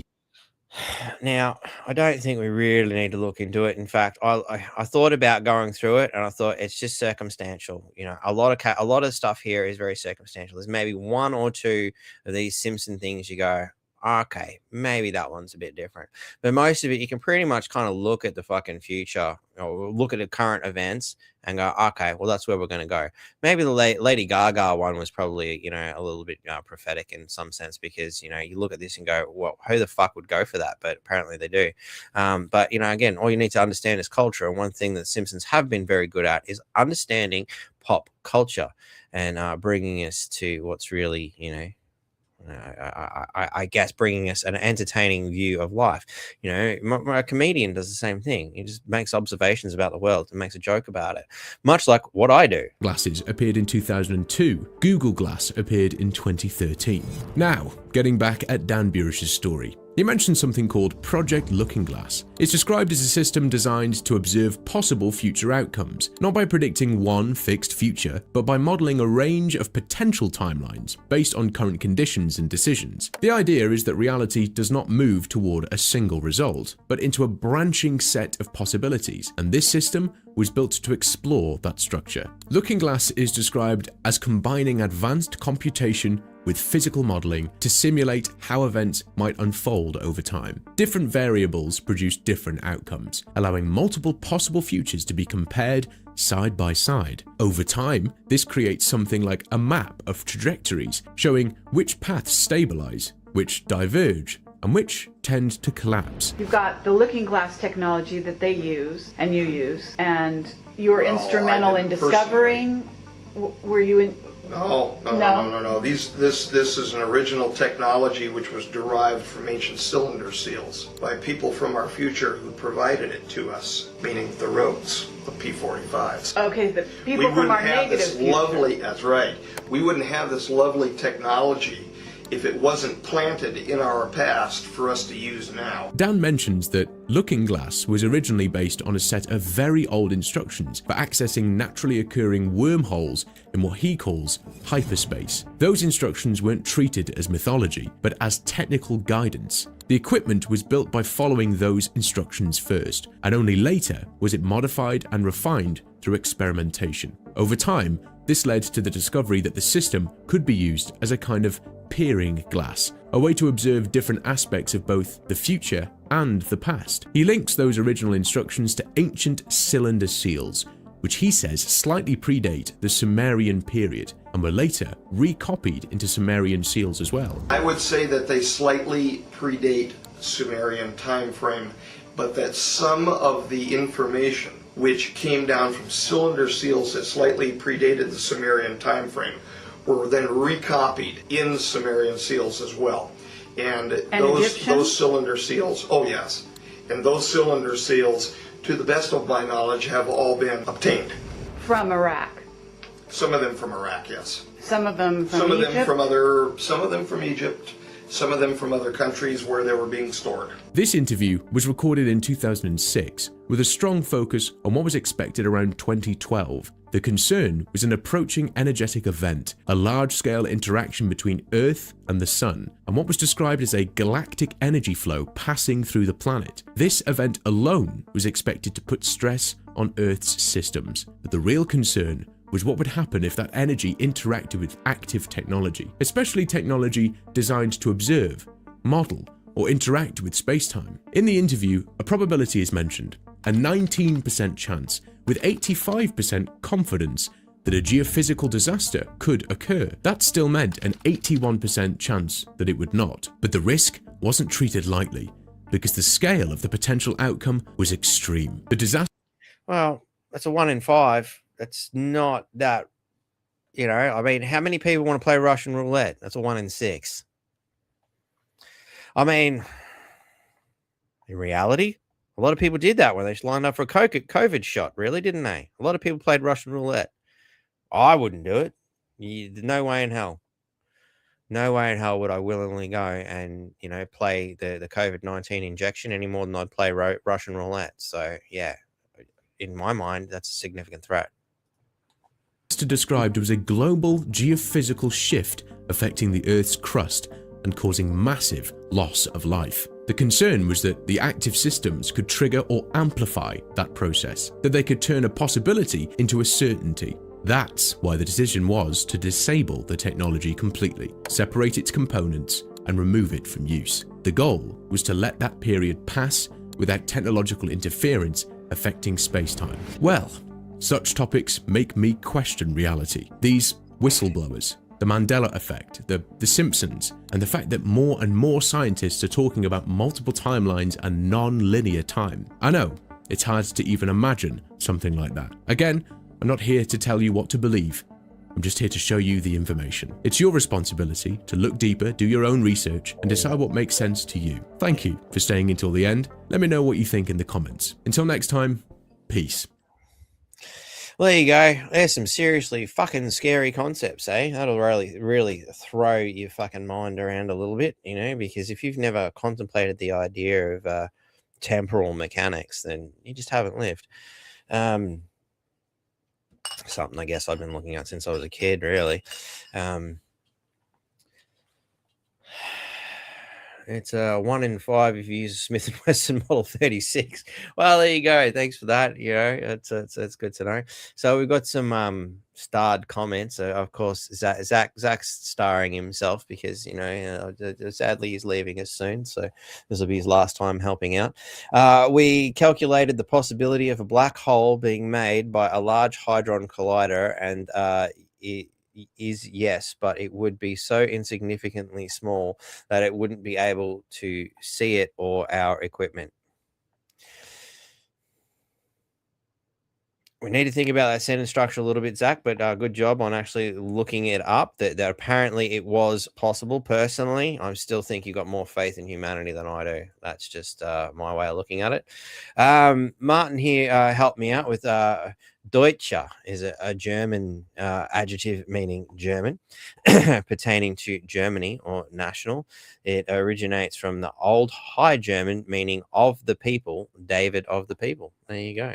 You know, so okay, so thank you for that, much appreciated. And Martin did do his homework. Evolution theory, timelines, different branches of human evolution, not time as a calculation of moments throughout history, just nature's timelines, which is a very good way of starting to understand the concept of space-time and time-space. Not bad at all. So, yeah, fundamentally, or, you know, much like a tree of life, multiple concepts of a potential timeline could theoretically exist simultaneously. Like, I don't know about you, but how many times you've been driving down the highway and there was like something sort of a bit skew iffy, and like, hang on, that's not right. And as you go past it, you get that cold shiver down the back of your spine. You think, fucking another timeline. I died there. I don't know. Maybe it's just me.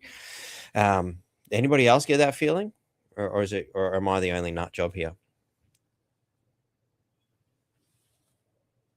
Mind you, I do get a pretty weird shiver every time I go on to high-powered timelines as well.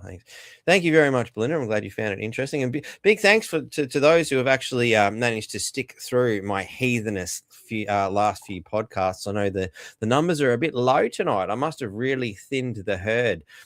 So, you know, those of you who are hearing this and getting this, well, I guess you were meant to hear it. And the information I present isn't for everyone.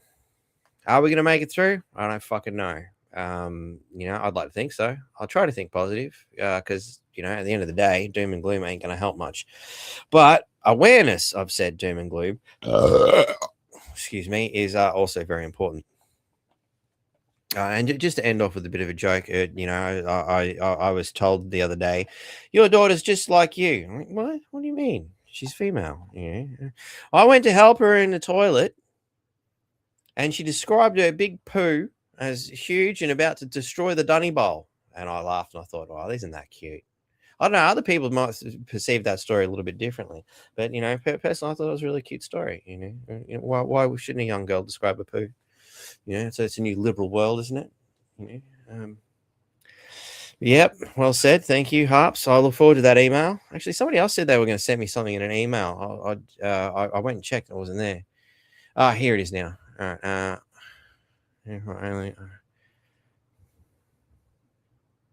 T2. I see. And one of you sent me. Is this something? Is that something I should look at now? T2.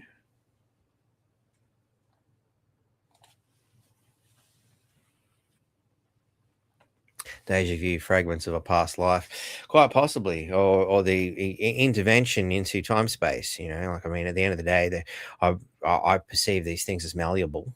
If what we witness has any bearing on it, it's very thought provoking. The concepts that were raised by that. Because there's lots of ways of thinking about it. One of the ways of thinking about it is it's just a wonderful distraction to keep you away from focusing on the here and now and what's really going on. Another element is, doesn't it make you feel powerless that people are playing God thousands of years into the future and fucking with our timeline? For those of you who have observed a Mandela effect of your own, I've lost count of how many times I've gone, fuck me, I could have sworn in this book at this point at this place it said that, but I go back to it and it says something completely fucking different now. It's from your own TikTok. Is it something I need to bring in, or I'll just deal with it? I'll look at it later and we'll just Iron Maiden song going through Batty's head. Anything's possible. Can I play with madness? Yes, I can. I enjoy playing with madness all the time. It's one of my favorite things to do. And again, what kind of madness am I playing with? Am I playing with the fact that everybody's mad? Am I playing with your anger? Am I taking something so negative as anger and then converting it into humor, and taking negative and converting it into a positive?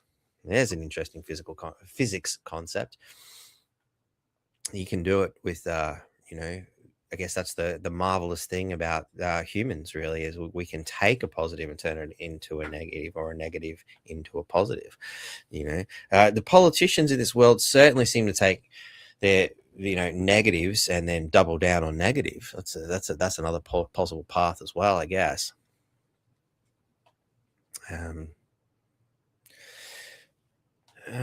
Play it safe. Massive information. Be good to play. Be good to play it. Okay, let's have a look then. Oh, truthfully, let me things. I actually don't download things from TikTok. So what? I don't know if this will work, brother. I'm going to give it a go.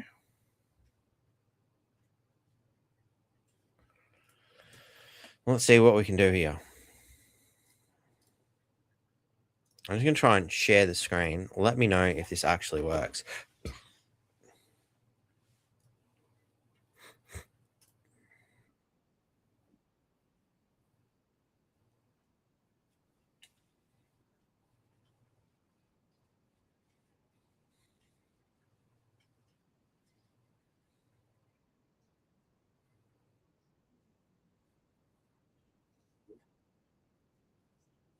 Hey? Can't hear it. All right. I actually got to figure out a way to download TikTok videos in order for that to work. Sorry, ladies and gentlemen. I generally don't go near TikTok, just because of the Chinese connections. It's one of those things. Figured, if the governments of the world were saying you can't have a TikTok account if you're working in government or anything to do with it, it's not working. Then you shouldn't touch it either. Yeah, I got no volume. Sorry. Well, maybe next week I'll see if I can figure something out. But in the meantime, I see you contacted me. Let's have a yarn. We'll deal with that later. I think we're done. I think we are done. And maybe something left in the bank there, but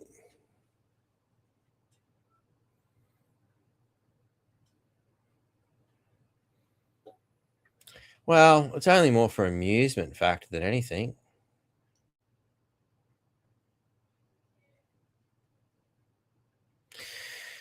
I might leave it at that. I'm done. Are you done? I'm done. You're done. We're done. Thank you. Good night. Sips, ladies and gentlemen. I hope you've enjoyed it. We are not done yet, says Martin. Oh. We're not done yet. We want more. Encore, encore, encore, he says. All right, just for Martin. So I recently read a series of books by Piers Anthony. The first one starting, what was it called? On a Pale. No, it wasn't on a Pale Horse. Is it on a Pale Horse? Can't remember. Let me just clarify that.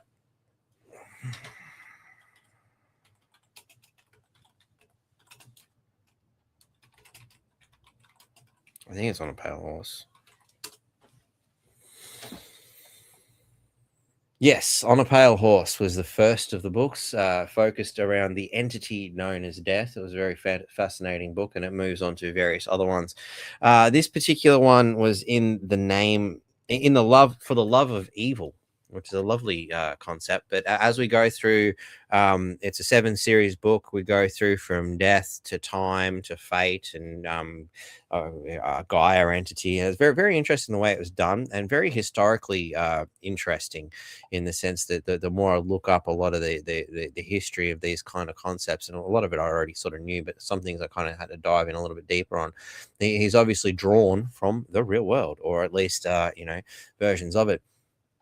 But what I found fascinating in this particular one is actually, for the love of evil is set around Satan. And this one particular element of the character, of a character in the story, is setting up around, let's say, medieval religious concepts, and, old mate who's supposed to go into the prison and he's having a chat. And I've just grabbed it from here, because the entity has not made a plea. And what's very important about plea is it leads to pleas and pleading, which puts you in a submissive state.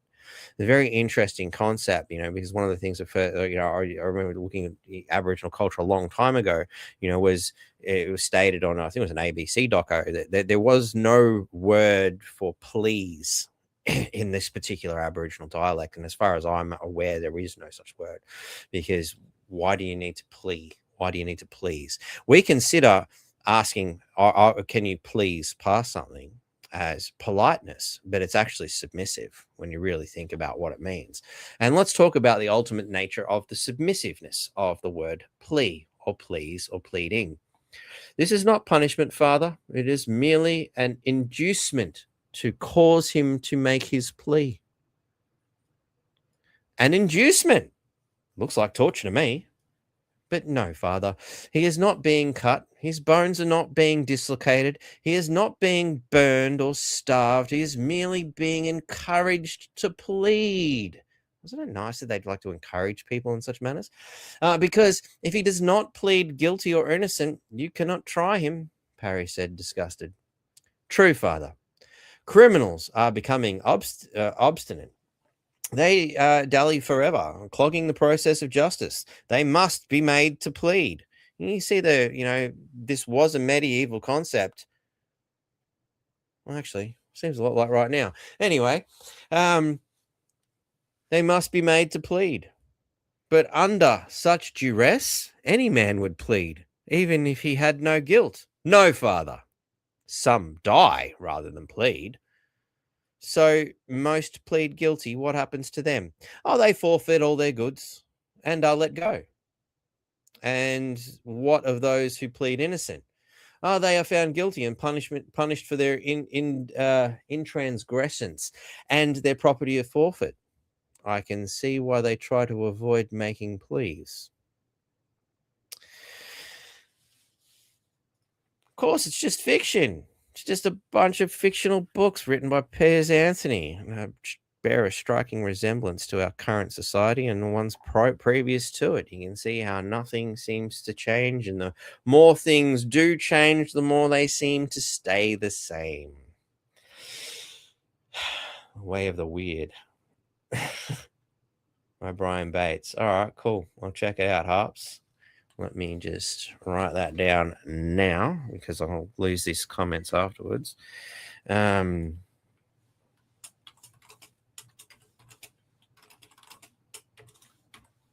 WYRD. And Brian Bates. That's interesting. I have a good friend with that last name. There's also a turd burglar in the fucking Townsville Bulletin with that name. He's a fucking liar. Flat out lying conspiracy theorist, that fella was. Yeah, cool. Got it here. Tales of an Anglo-Saxon sorcerer. That does sound exactly like the kind of weird-ass shit I would read. Thank you very much for that. I'll suss it out. All right, ladies and gentlemen, blokes and Sheilas, freedom lovers, freedom fighters, but it's the freedom lovers I love the most.